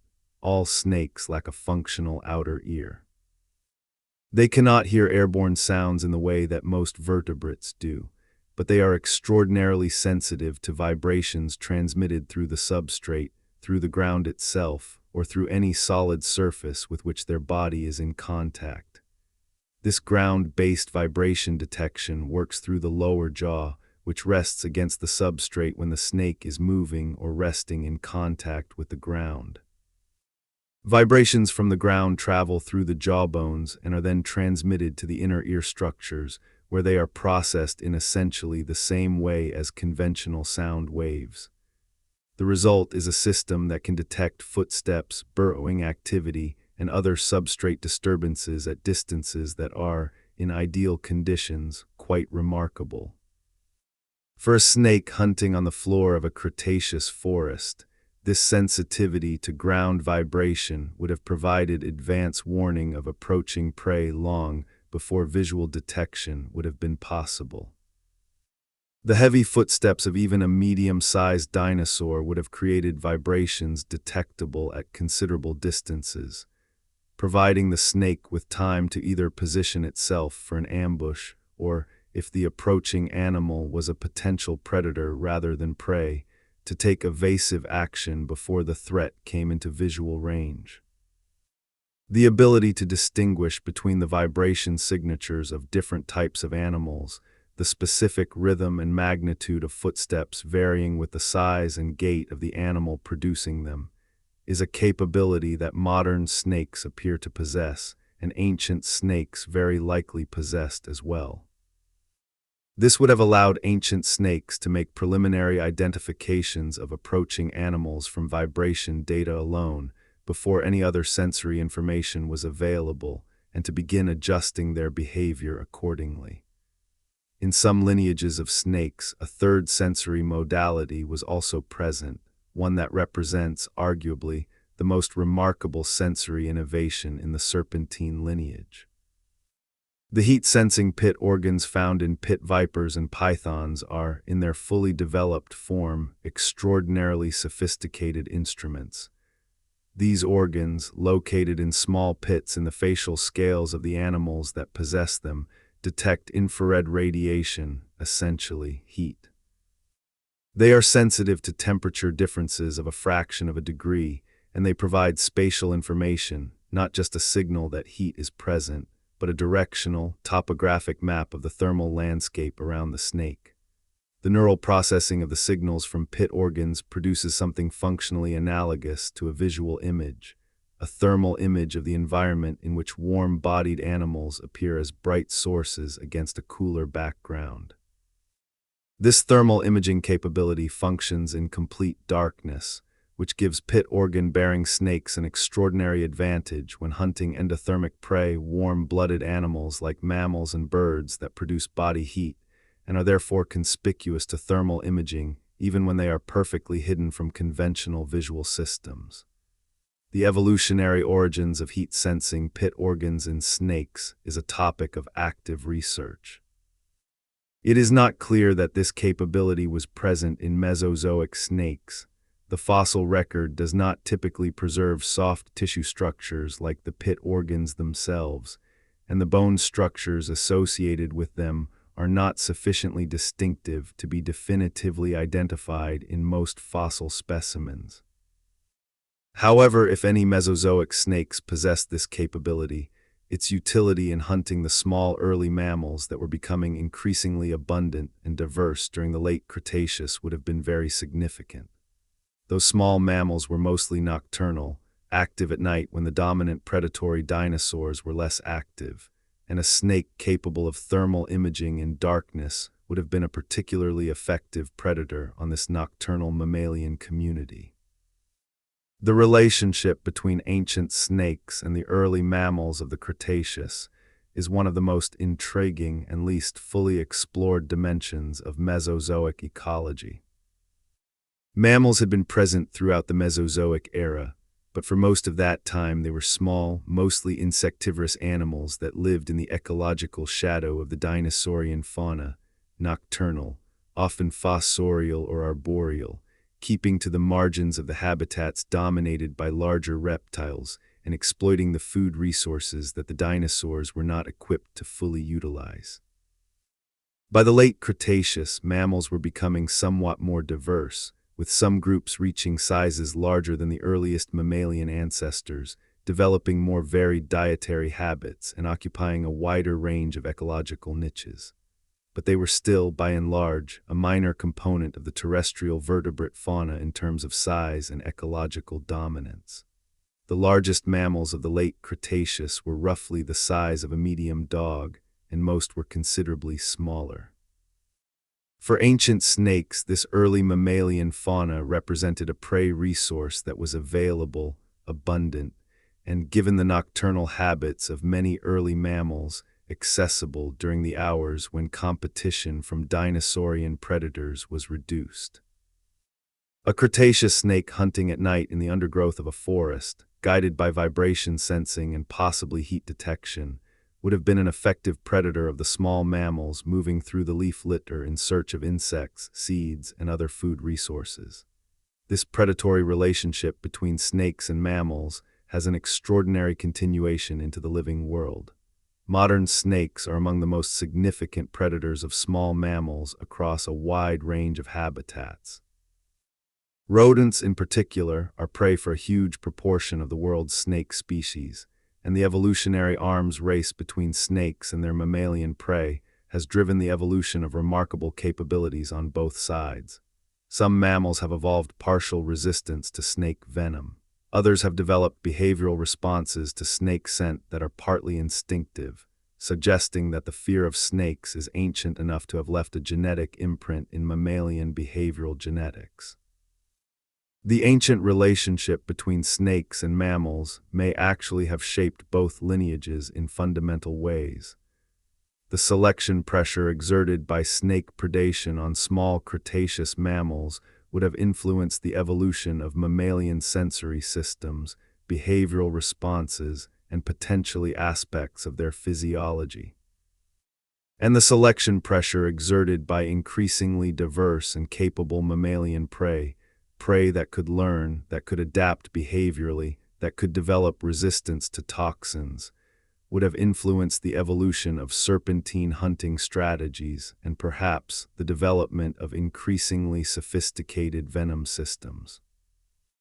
This brings us to the topic of venom, one of the most fascinating and clinically important aspects of snake biology, and one whose evolutionary history is considerably more complex and ancient than most people realize. The popular conception of venomous snakes is often that venom is a relatively advanced development, a sophisticated biochemical weapon that evolved relatively recently in the serpentine lineage. The reality, as revealed by careful molecular and paleontological research, is considerably more complicated and considerably more ancient. Molecular analysis of venom proteins in modern snakes has revealed that many of the compounds found in snake venoms are related to proteins with other functions in the bodies of non-venomous vertebrates, proteins involved in digestion, blood clotting, immune function, and other basic physiological processes. This suggests that snake venoms evolved through the co-option and modification of proteins that already existed in the ancestral reptilian genome, modified by natural selection to serve new predatory functions. The important implication of this finding is that the biochemical toolkit for venom production may have been present in the serpentine lineage, in embryonic form, from very early in its evolutionary history. The proteins that would eventually become highly specialized venom components may have existed in ancient snakes as ordinary physiological molecules, gradually modified over millions of years as the selective advantages of increasingly toxic secretions drove their evolution in a more specialized direction. Some researchers have proposed a model in which a functional venom gland, producing at least mildly toxic secretions, was present in early snakes or even in the ancestral lizard lineage that gave rise to snakes. Under this model, which has been called the Toxicophora hypothesis, because it implicates the entire clade of lizards and snakes called Toxicophora, venom production may have been a primitive characteristic of the ancestral group rather than a derived innovation within snakes specifically. If any version of this hypothesis is correct, it has remarkable implications for our understanding of ancient snakes. It would mean that Mesozoic snakes, including the ancestors of modern venomous lineages like elapids and vipers, may have possessed at least some capacity for venom production, even if their venoms were less potent and less specifically adapted than those of their modern descendants. And a mildly venomous Cretaceous snake, capable of injecting even modest quantities of toxic saliva into prey, would have had a significant advantage over completely non-venomous competitors. Prey immobilized or weakened by venom is easier to subdue and less likely to injure the predator during the struggle of capture and consumption. The evolution of more potent and more specifically targeted venoms would then have been a gradual process driven by the ongoing selection pressure for more effective predation.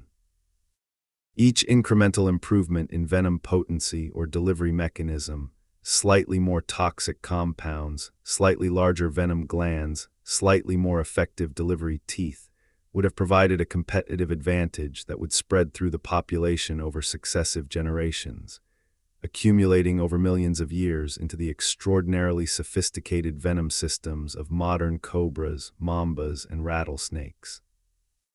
The diversity of modern venom systems in snakes is a testament to the power of natural selection to produce remarkably specific biochemical solutions to the problem of predation. Different snake lineages have evolved venoms with dramatically different compositions and modes of action, some targeting the nervous system and producing rapid paralysis, others targeting the blood-clotting system and causing hemorrhage, others damaging tissue directly through cytotoxic compounds. This diversity reflects different evolutionary histories, different prey communities, and different ecological pressures acting on different lineages over millions of years. Understanding this venom diversity in the context of the ancient history we have been exploring helps make sense of what might otherwise seem like baffling biochemical complexity.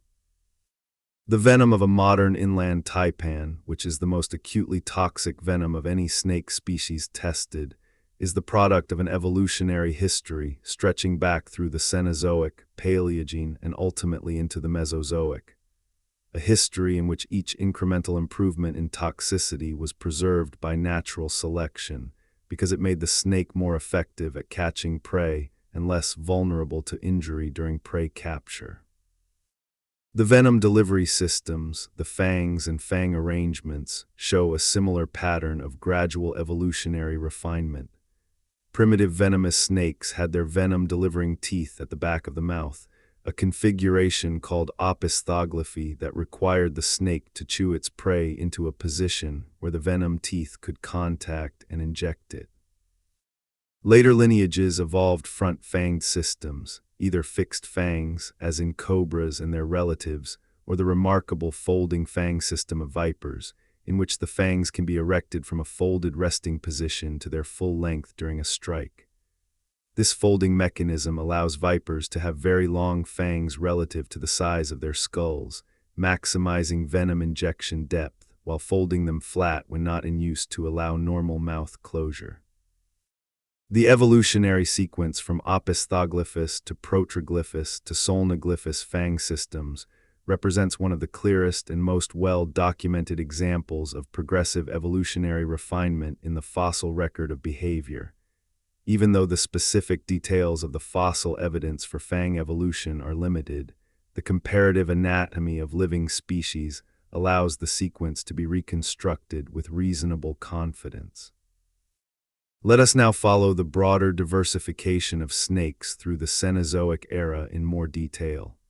We have touched on the explosive appearance of Titanoboa in the early Paleocene, the dramatic demonstration of what snake evolution could produce in a world suddenly emptied of its dominant fauna and warmed to temperatures that stretched the upper limits of reptilian body size. But Titanoboa was not the only remarkable development in Cenozoic snake evolution, and the story of snakes after the dinosaurs is far richer than the single, spectacular data point of the world's largest snake would suggest. The Eocene epoch, which followed the Paleocene and lasted from approximately 56 to 34 million years ago, was another warm period in Earth history, culminating in the extraordinarily warm conditions of the early Eocene climatic optimum, when global temperatures were at their warmest of the entire Cenozoic era. During the Eocene, the diversification of snakes accelerated dramatically. Multiple major lineages of modern snakes, the colubrids, the vipers, the elapids, the pythons and boas, and numerous other groups, were establishing their basic body plans and ecological roles during this period. The Eocene also saw the continued and accelerating diversification of mammals, which provided an increasingly diverse and abundant prey base for the snake lineages that specialized in mammalian prey. As the mammals expanded from their Paleocene beginnings into the full range of ecological roles that we associate with them today, herbivores of many sizes, carnivores, omnivores, insectivores, arboreal species, aquatic species, the snake lineages that preyed on them diversified in parallel, their evolution driven in part by the changing characteristics of their prey.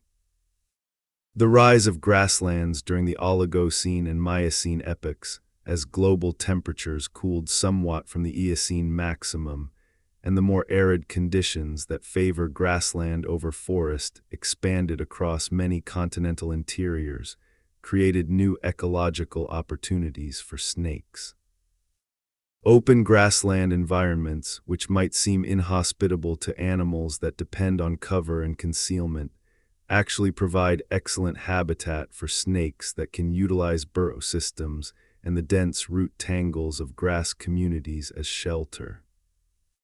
The expansion of grassland herbivore communities, the early horses, the ancestors of modern cattle and deer, the rhinoceros relatives and elephant relatives that diversified during this period, created vast and abundant populations of small and medium-sized mammals in grassland environments, providing prey resources that drove the diversification of the snake communities that exploited them. The diversification of venomous snake lineages during the Cenozoic deserves particular attention.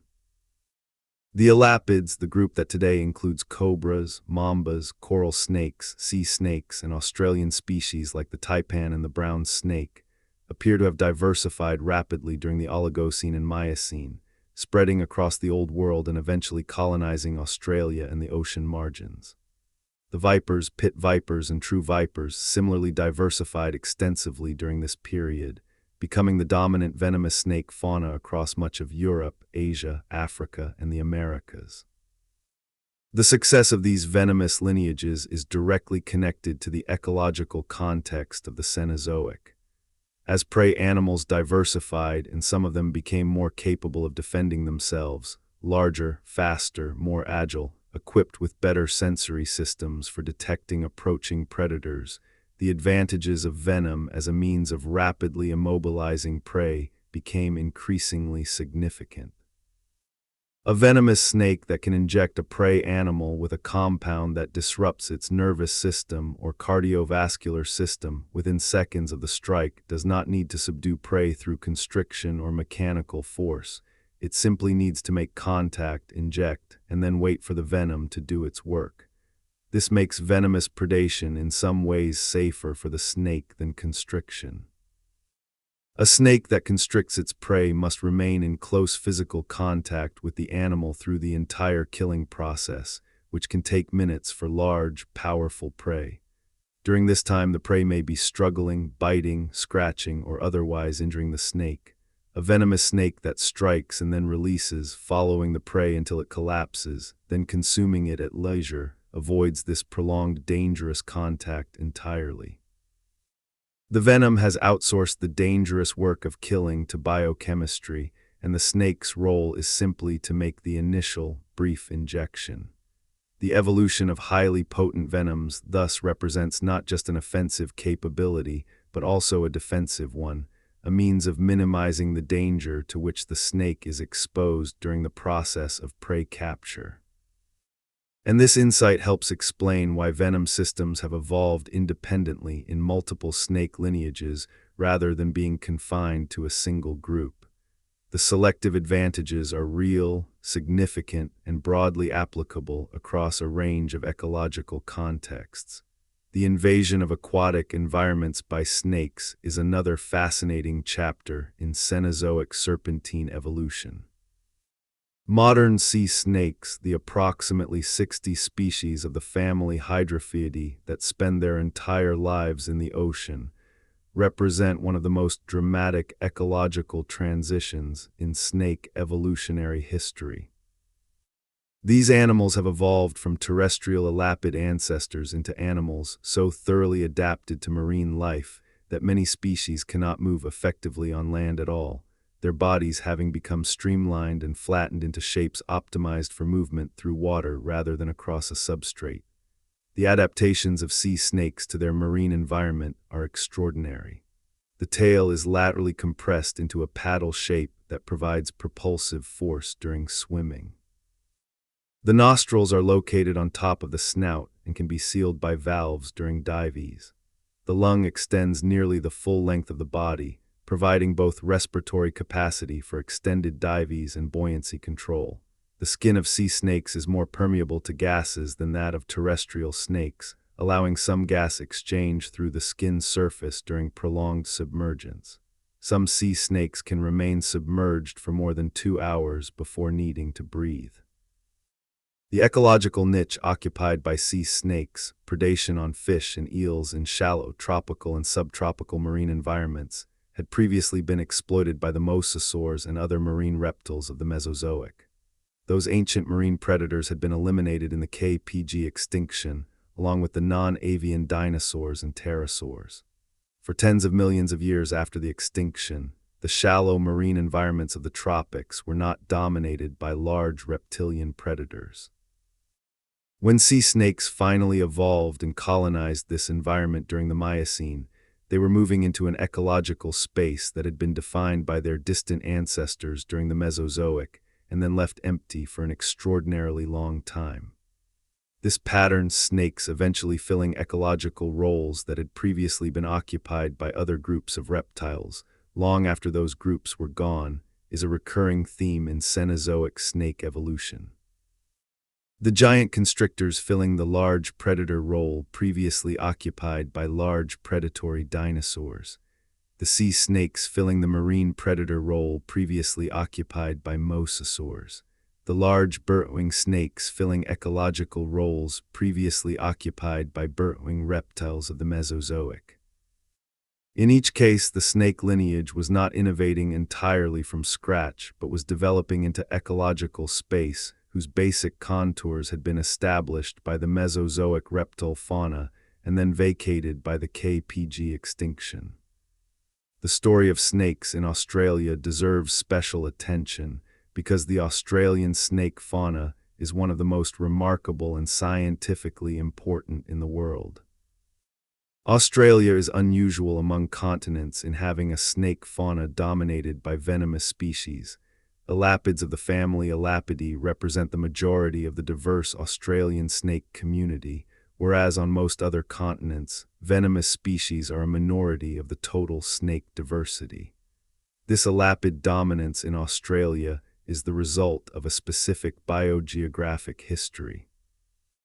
Australia became isolated from the other southern continents during the breakup of Gondwana, and its fauna evolved in isolation for tens of millions of years. When snakes colonized Australia, the elapid lineage was apparently among the first to arrive and diversify, perhaps crossing from Asia through the island chains that connected the Australian region to Southeast Asia during periods of lower sea level.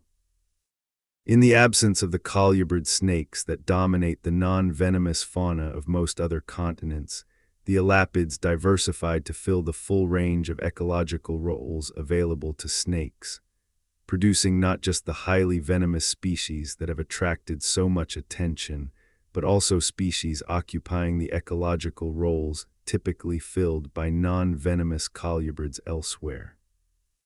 The result is an Australian snake fauna of extraordinary diversity and, in terms of venom potency, extraordinary dangerousness.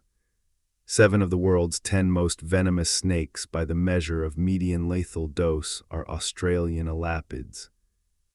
This remarkable concentration of potent venom in Australian snakes reflects the intense evolutionary competition of an isolated ecosystem, where the elapid lineage has been diversifying and competing with itself for tens of millions of years, driving the continuous refinement of the very characteristics venom potency, delivery efficiency, prey capture speed that make elapids effective predators. The evolutionary pressures that produced this extraordinary venom diversity in Australia were, of course, different from the pressures that operated in the Mesozoic.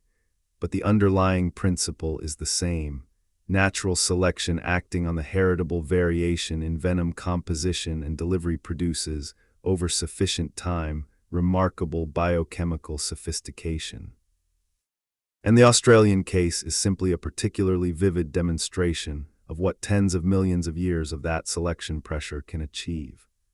Now let us turn to what is perhaps the most direct and personal connection between the ancient world of prehistoric snakes and the understanding of that world available to modern science: the field work, the fossil hunting, the patient excavation and preparation and analysis that produces the actual evidence from which the story is assembled. Fossil snake material is, in general, difficult to find and difficult to interpret. Snake bones are small and fragile. The vertebrae and skull bones that are most commonly preserved are delicate structures that require specific conditions to fossilize well. They are easily scattered and disarticulated after death, meaning that complete or even substantially complete snake skeletons are relatively rare. The soft tissues, the skin, the internal organs, the tongue and vomernasal apparatus, are almost never preserved except in extraordinary circumstances, like the remarkable preservation sometimes seen in amber inclusions. The result is that much of what we know about ancient snakes comes from fragmentary material, isolated vertebrae, partial skull elements, occasional associated fragments that allow researchers to begin reconstructing the dimensions and characteristics of the whole animal. Interpreting this material correctly requires not just expertise in comparative anatomy, but a deep familiarity with the range of variations seen in living snakes, whose anatomy provides the essential reference frame for identifying and interpreting ancient serpentine material.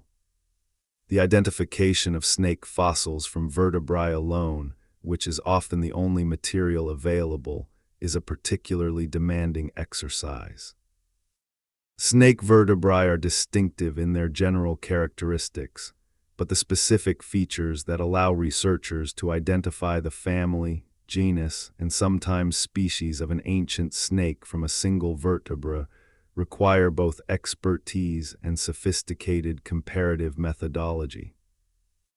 The size, shape, and proportions of key features, the neural arch, the zygapophyses, the neural spine, the hemal keel, all provide information that, when compared carefully to a comprehensive reference collection of modern snake vertebrae, can yield surprisingly specific identifications.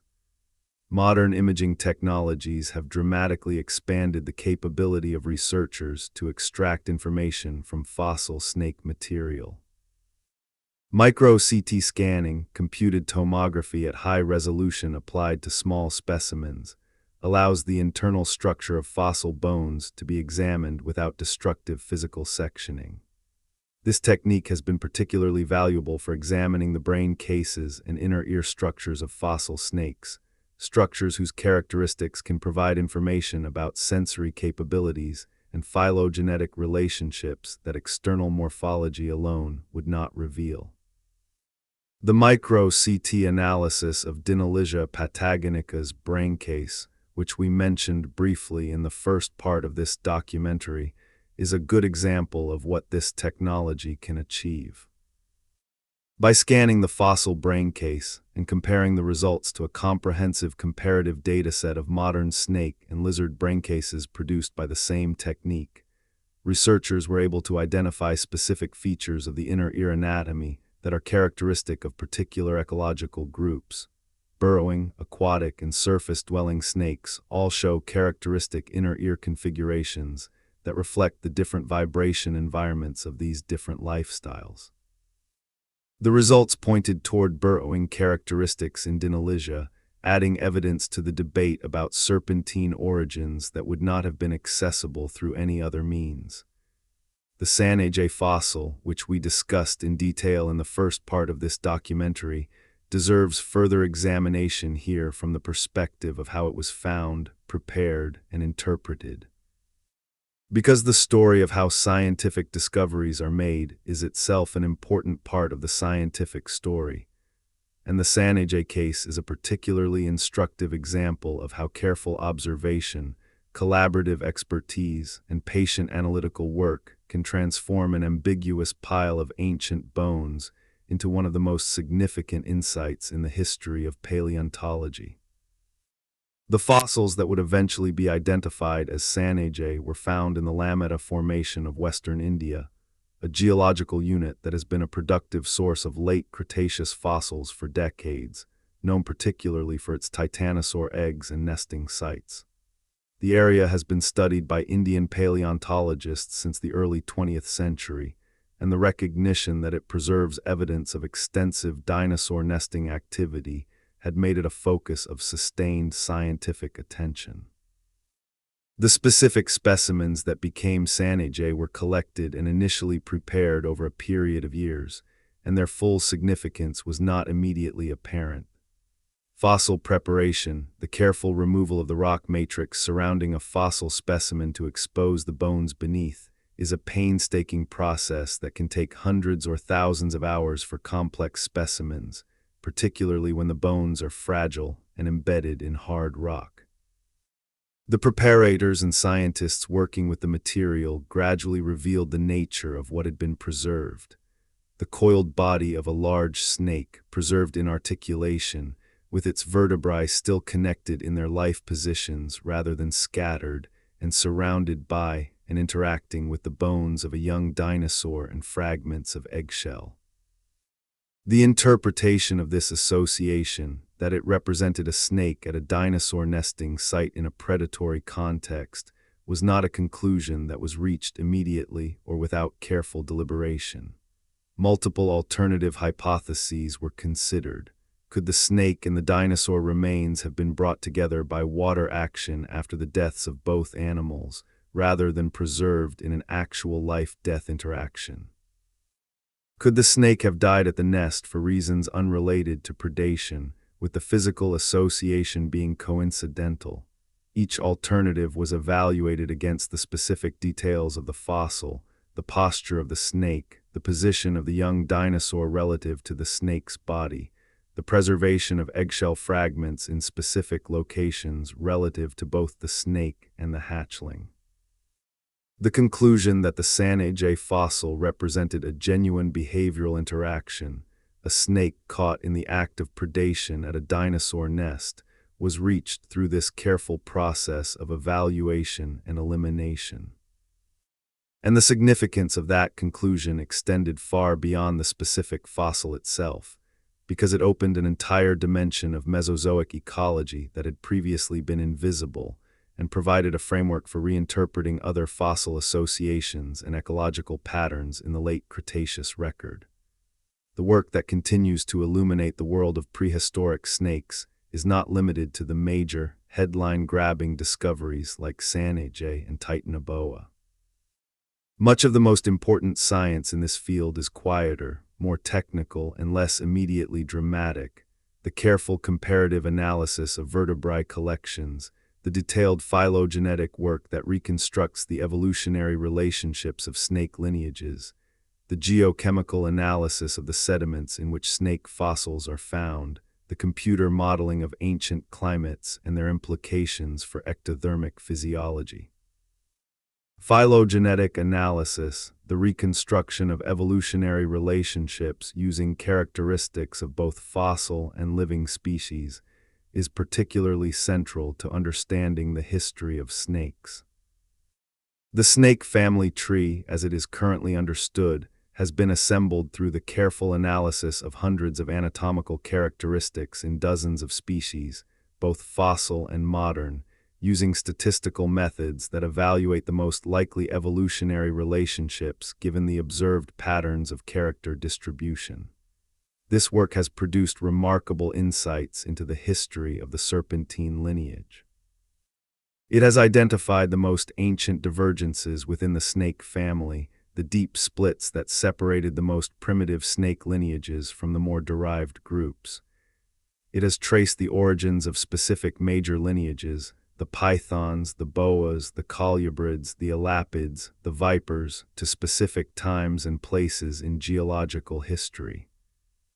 And it has revealed patterns of biogeographic history that connect the evolution of specific snake lineages to the history of the continents they inhabited, showing, for example, how the ancient separation of Gondwana into its component continents is reflected in the distribution of ancient snake lineages across what are now separate southern continents.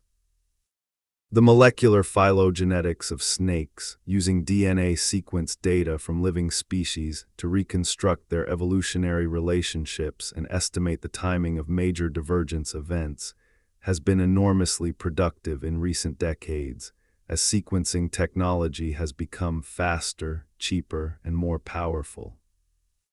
Molecular data can provide estimates of when major lineages diverged from each other, using the concept of the molecular clock, the tendency of DNA sequences to accumulate changes at roughly predictable rates over time.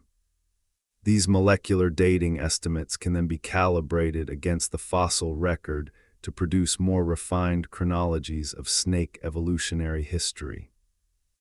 The combination of morphological data from fossils, anatomical data from living species, and molecular sequence data from modern snakes has produced what is now a fairly well-resolved picture of the broad outlines of serpentine evolutionary history, though many details remain contested, and the field continues to generate new discoveries and new debates that refine and sometimes overturn previously accepted conclusions. One of the most intriguing ongoing debates in snake evolutionary biology concerns the specific ecological circumstances that drove the evolution of the most distinctive serpentine adaptations, particularly the loss of limbs and the development of the elongated, flexible body plan. We touched on this debate in the first part of this documentary, noting the competing hypotheses of burrowing and aquatic origins. Let us now go deeper into this question, because it has implications that extend beyond mere academic classification and touch on some fundamental questions about how evolution works. The loss of limbs in snakes is, from one perspective, counterintuitive.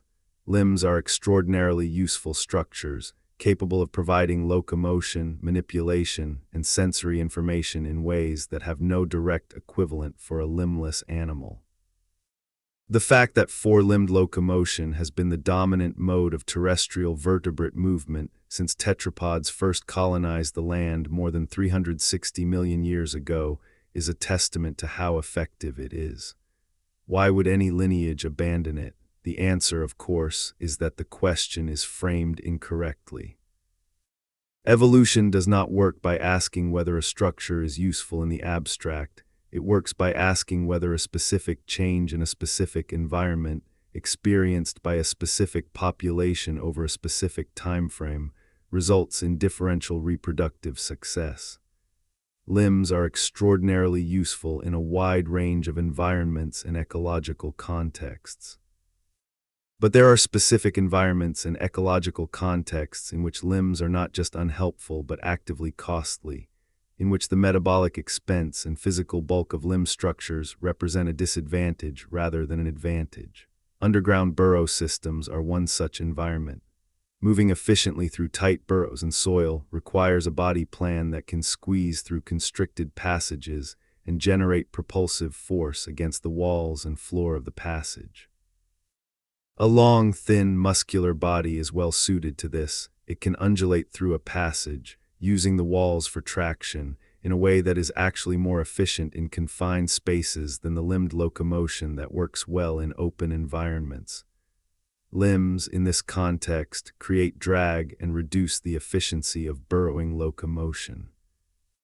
In an ancestral population of lizards that began exploiting burrowing habitats more intensively, selection against the costs of maintaining large limb structures in an environment where they provided little benefit would have gradually reduced limb size over successive generations.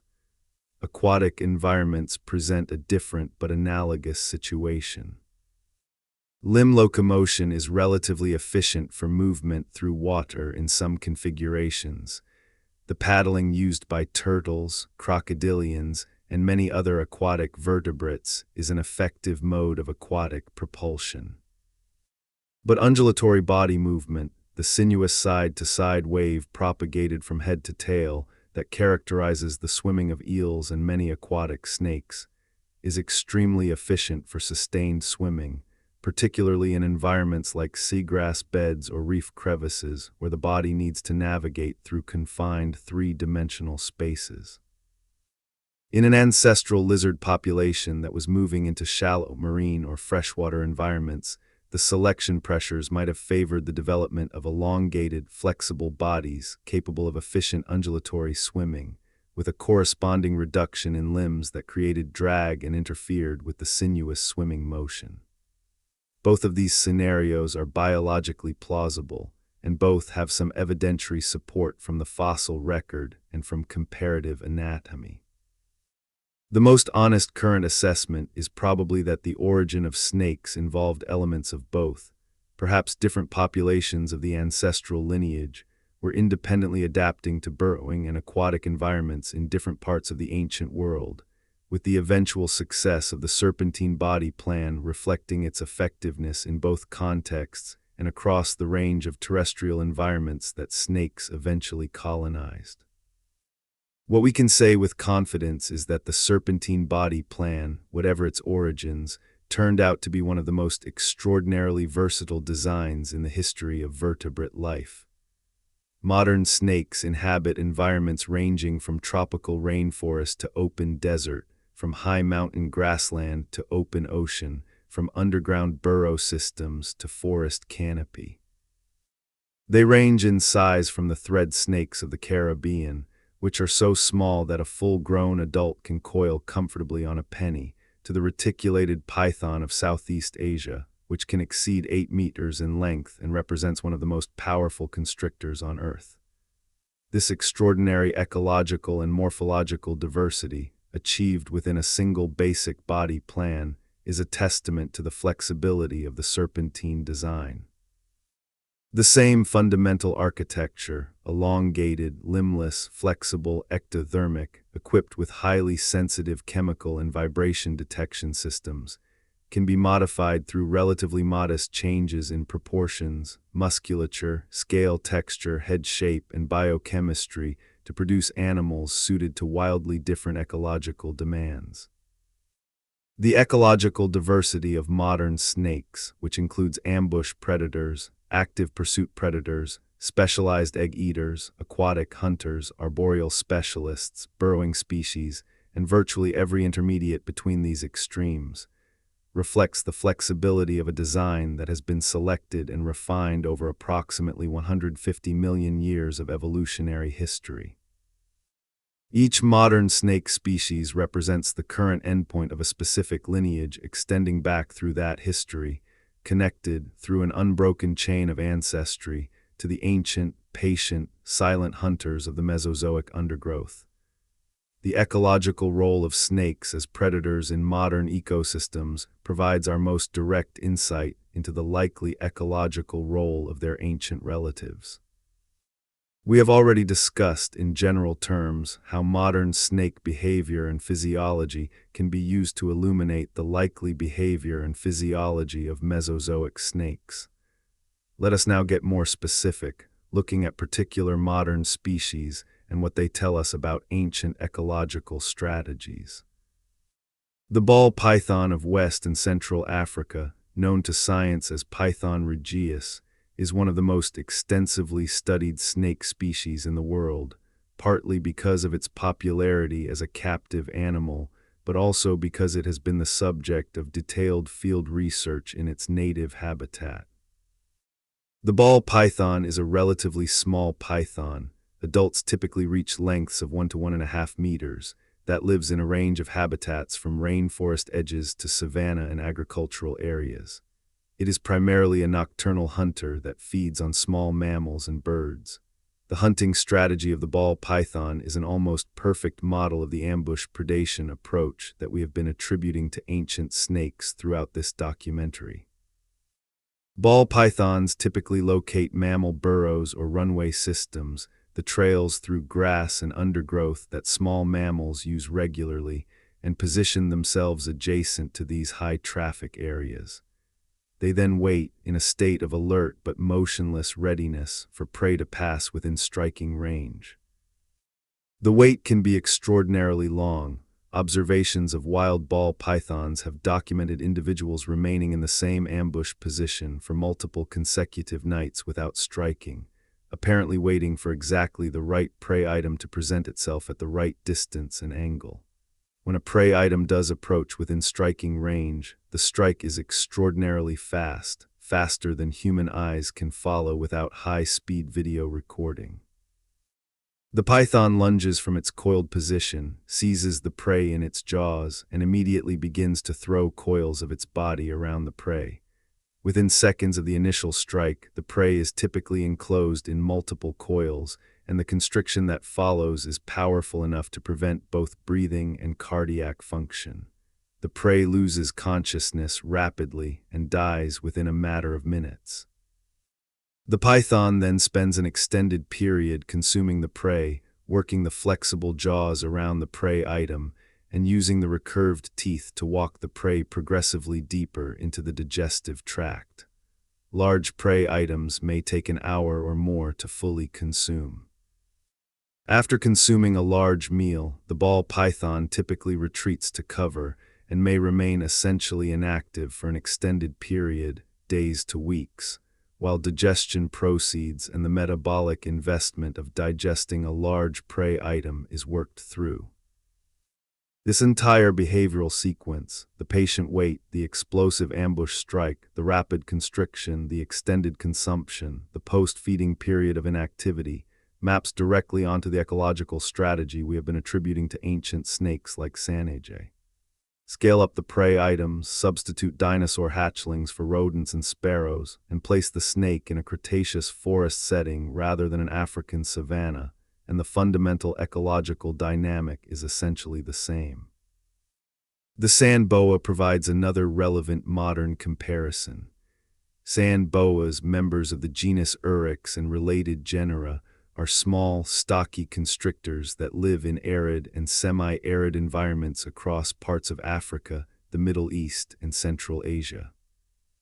They are highly fossorial, spending much of their time buried in sandy or loose soil, with only the head at or near the surface, and they hunt primarily by ambush, waiting for lizards, small mammals, and occasionally birds or other small vertebrates to pass within range of their concealed position. The sand boa's method of concealment is particularly relevant to our consideration of ancient snake ecology. When buried in sand, with only the eyes and nostrils exposed, a sand boa is essentially invisible from above. Even an observer who knows the snake is present and is looking specifically for it will often fail to spot it until the snake actually moves.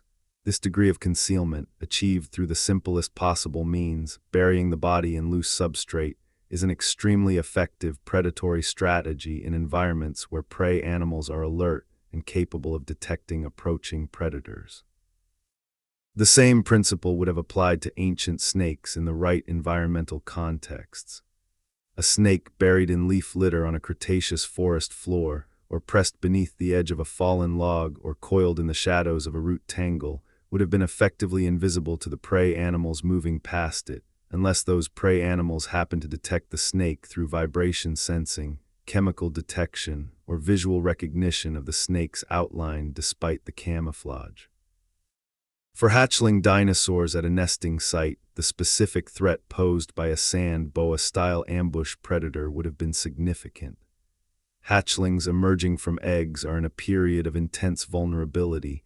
They are fully exposed, they have limited experience with the environment around them, and they are moving actively as they explore their immediate surroundings for the first time.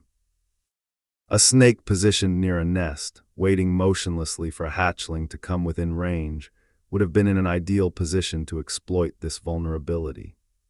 The question of what happened to snake diversity immediately before and after the KPG extinction event is one of the most actively researched topics in snake paleontology, precisely because the answer has important implications for understanding both the extinction event itself and the subsequent diversification of the snake lineage. The fossil record of snakes across the KPG boundary is frustratingly incomplete, as it is for most groups. The specific conditions required for snake fossils to form and be preserved are not common, and the boundary interval, the period immediately before and after the extinction event, is represented in fewer fossiliferous localities than either the late Cretaceous peak or the early Paleogene recovery.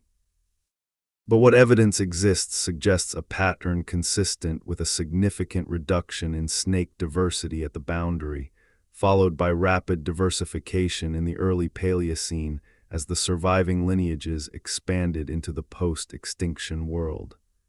Some snake lineages that were present and apparently thriving in the late Cretaceous did not survive into the Paleogene. The Madsid snakes, a group that included some large and apparently ecologically important species in Gondwana, persisted into the Cenozoic but gradually declined and eventually disappeared, the last representatives surviving into the Miocene in Australia and possibly longer in some areas before final extinction. This group, which represents one of the more primitive snake lineages, was apparently less successful in the post-extinction world than the more derived lineages that went on to dominate the modern snake fauna. The survival of the lineages that did make it through the KPG extinction was, as we have discussed, almost certainly related to their specific physiological and ecological characteristics, the ability to fast, to hide, to survive in refugia while the immediate crisis of the extinction event played out. But it is important to recognize that survival through the acute extinction event was just the first challenge. The second challenge, arguably the longer and more sustained one, was to successfully diversify and compete in the changed ecological world of the Paleogene. The early Paleogene world was not simply the Cretaceous world minus the dinosaurs. It was a genuinely different ecosystem, with a different fauna and flora, different climate patterns, and different ecological dynamics. The disappearance of the large dinosaurian fauna had removed not just large predators and herbivores, but also the entire ecological web of interactions, competitive, predatory, and mutualistic, that those animals had been part of. The ecological space that opened up was not a clean, empty template, but a complex, disrupted, and rapidly changing environment that required genuine ecological flexibility to navigate successfully. The snake lineages that succeeded in this new world were those that could track the rapidly diversifying mammalian fauna as a prey resource, that could adapt to the changing vegetation patterns of the early Paleogene, and that could compete effectively with the expanding bird fauna, which also diversified rapidly after the KPG extinction, filling many of the aerial and terrestrial niches left by pterosaurs and many non-avian dinosaurs. Modern snakes and modern birds have a famously adversarial relationship. Birds of prey are among the most significant predators of snakes, while snakes are among the most significant predators of bird eggs and nestlings, and this relationship has deep evolutionary roots extending back to the post-extinction diversification of both groups. The connection between ancient snakes and modern bird behavior is particularly intriguing in this context. Many bird species display intense, instinctive-seeming responses to the presence of snakes, alarm calls specific to snake threats, mobbing behavior in which multiple individuals harass a detected snake, and in some species specialized snake detection behaviors that include visual inspection of vegetation around nests before landing. Some of these behaviors are so consistent and so widespread across bird lineages that they appear to be ancient, evolutionarily embedded responses rather than learned cultural behaviors. suggesting that the selection pressure exerted by snake predation on bird eggs and nestlings has been persistent enough and intense enough over a long enough period to have shaped bird behavioral genetics. This pattern is itself a form of living fossil evidence, a behavioral record of the ancient relationship between snakes and birds, written not in stone but in the genomes and instincts of living animals.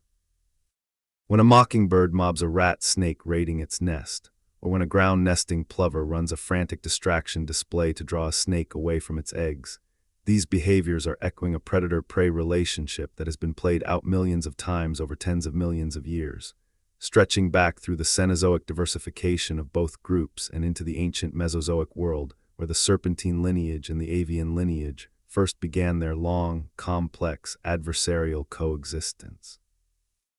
The question of what makes snakes such extraordinarily successful and persistent predators, a question that the full scope of their evolutionary history illuminates with particular clarity, ultimately comes down to a set of characteristics that reinforce each other in ways that make the whole considerably greater than the sum of its parts. The low metabolic rate and ectothermic physiology that allows extended fasting and reduced energetic requirements also enables the extraordinarily patient ambush hunting strategy that makes snakes so effective. The patient ambush strategy, in turn, reduces the energetic cost of prey capture, further supporting the low metabolic rate strategy. The flexible jaw mechanics that allow consumption of very large prey items relative to body size means that a single successful hunting event can provide enough nutrition to sustain the snake for an extended period, reinforcing the viability of the patient ambush approach by making each successful strike enormously productive in caloric terms. The chemosensory system that allows precise detection and tracking of prey makes the ambush strategy more efficient by allowing the snake to position itself optimally before beginning the wait. The concealment strategies, camouflage, stillness, use of cover, reduce predation risk during the extended waiting periods that ambush hunting requires. The defensive capability of many snakes, venom in venomous species, the mechanical deterrence of large constrictors, the behavioral bluffing of species that flatten, hiss, and display in ways that exaggerate their apparent size, reduces predation mortality during the vulnerable periods when the snake is in the open. All of these characteristics work together in a system of mutual reinforcement that is, when you step back and look at it as a whole, one of the most elegantly integrated evolutionary solutions to the problem of being a predator that the history of life has ever produced. It is not the solution of speed and power, the solution of the cheetah or the falcon. It is the solution of patience and efficiency and perfect concealment. It is a solution that sacrifices the spectacular for the sustainable. And it has worked with extraordinary consistency for approximately 150 million years. The implications of this extraordinarily long success story extend beyond the purely biological into the realm of what we might call evolutionary philosophy, the study of what the history of life tells us about the nature of evolutionary success and the meaning of biological diversity. We live in a world that tends to admire the spectacular, the large, and the powerful.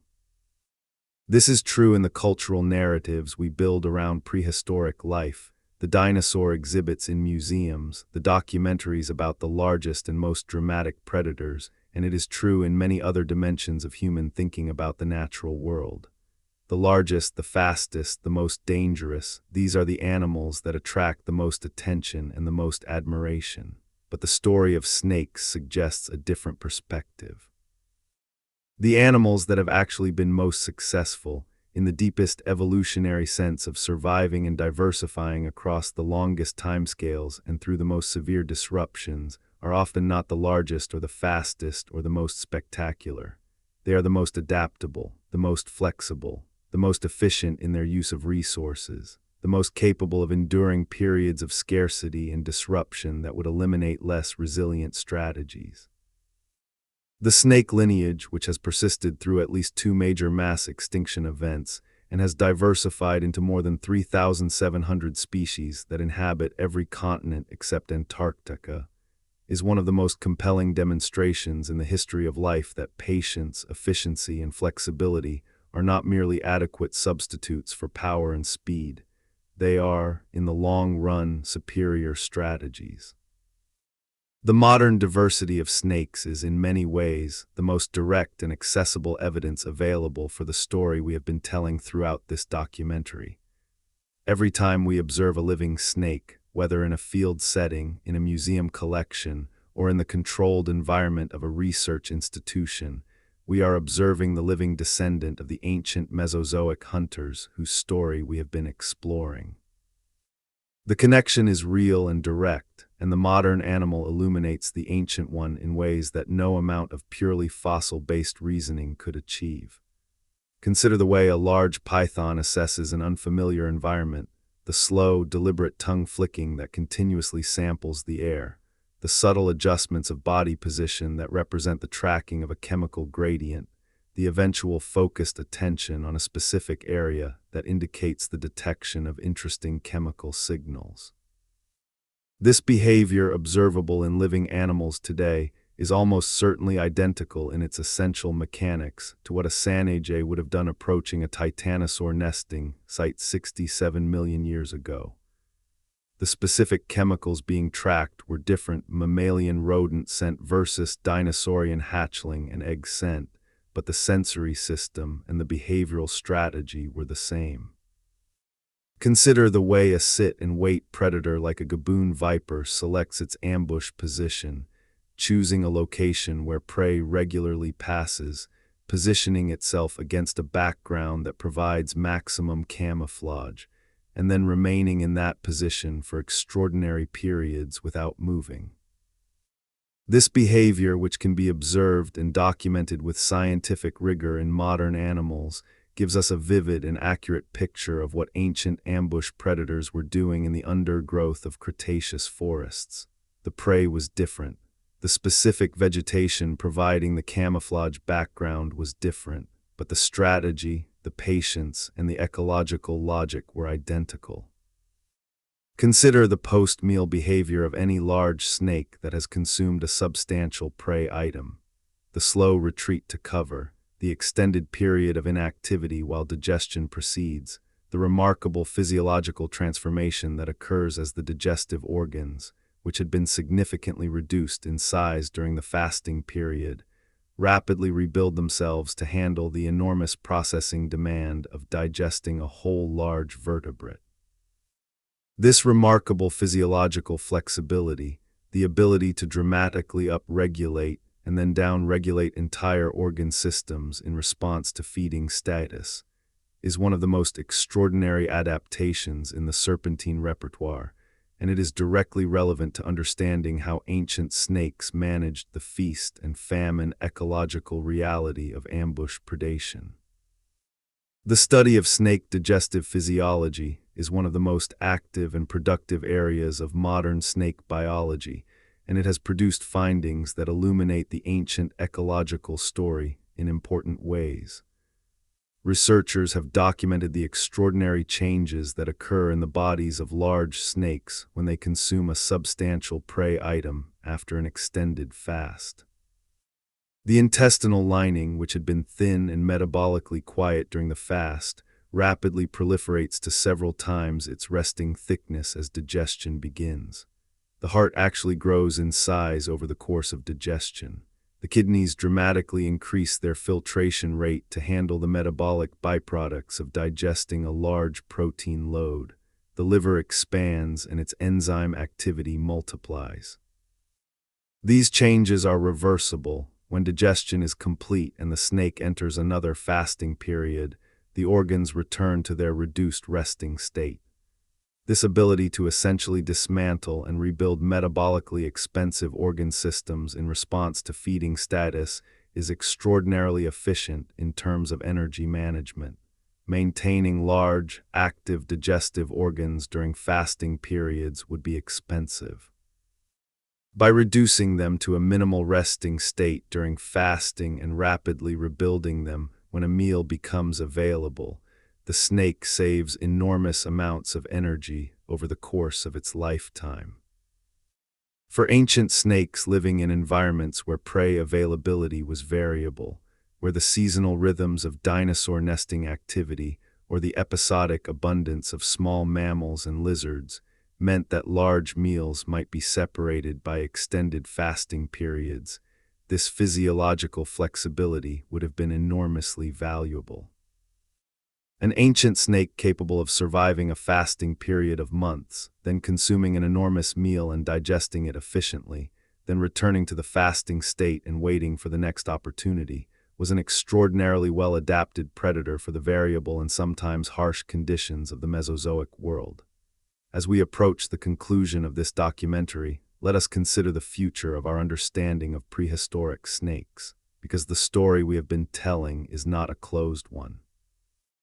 It is a story that is actively being extended and refined by ongoing research, with new fossil discoveries, new analytical techniques, and new theoretical frameworks continuously adding to and sometimes revising the picture.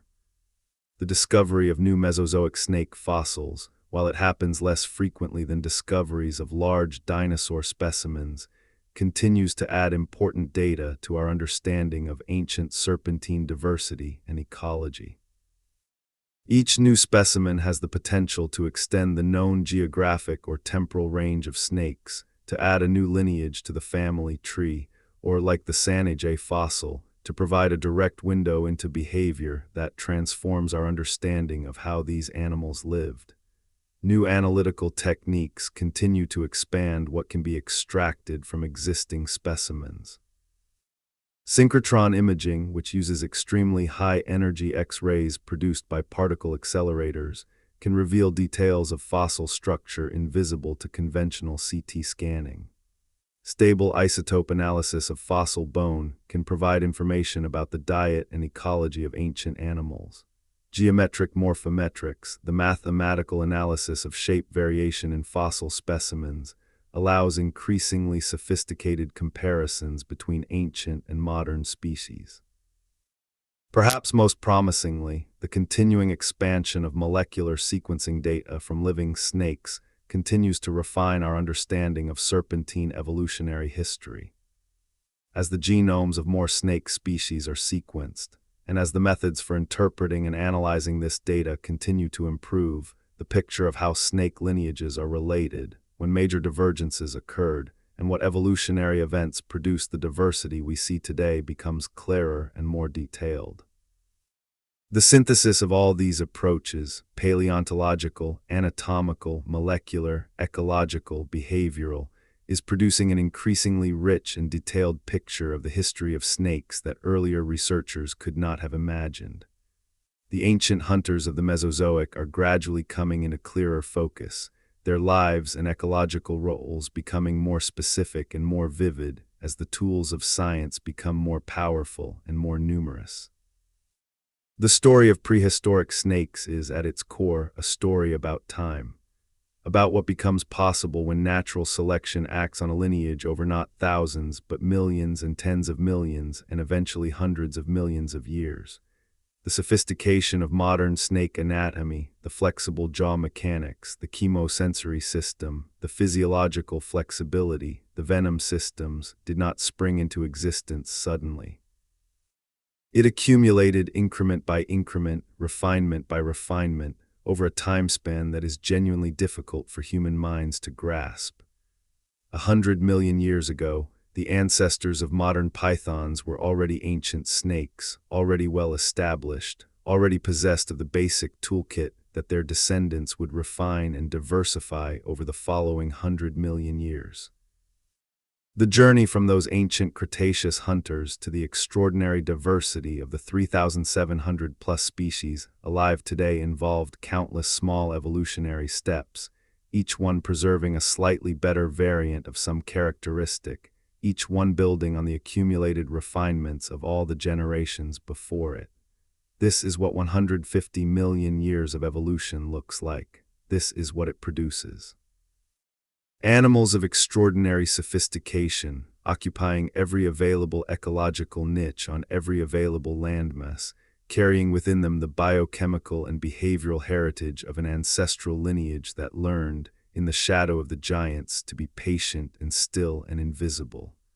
The world of the dinosaurs was not a world that belonged only to the giants. It was a world of extraordinary complexity and diversity, filled with life at every scale, and populated by animals whose sophistication and adaptability were every bit as remarkable as those of the most spectacular giant predators. The snakes were there, they were always there, from long before the greatest giants appeared to long after the last of them fell, and they are still here. In the tropical forests where the undergrowth rustles with the movement of animals that are never fully visible. In the arid grasslands where the flicker of a tongue betrays a hunter that has been motionless for days. In the shallow coastal waters where sinuous bodies pursue fish through coral and seagrass.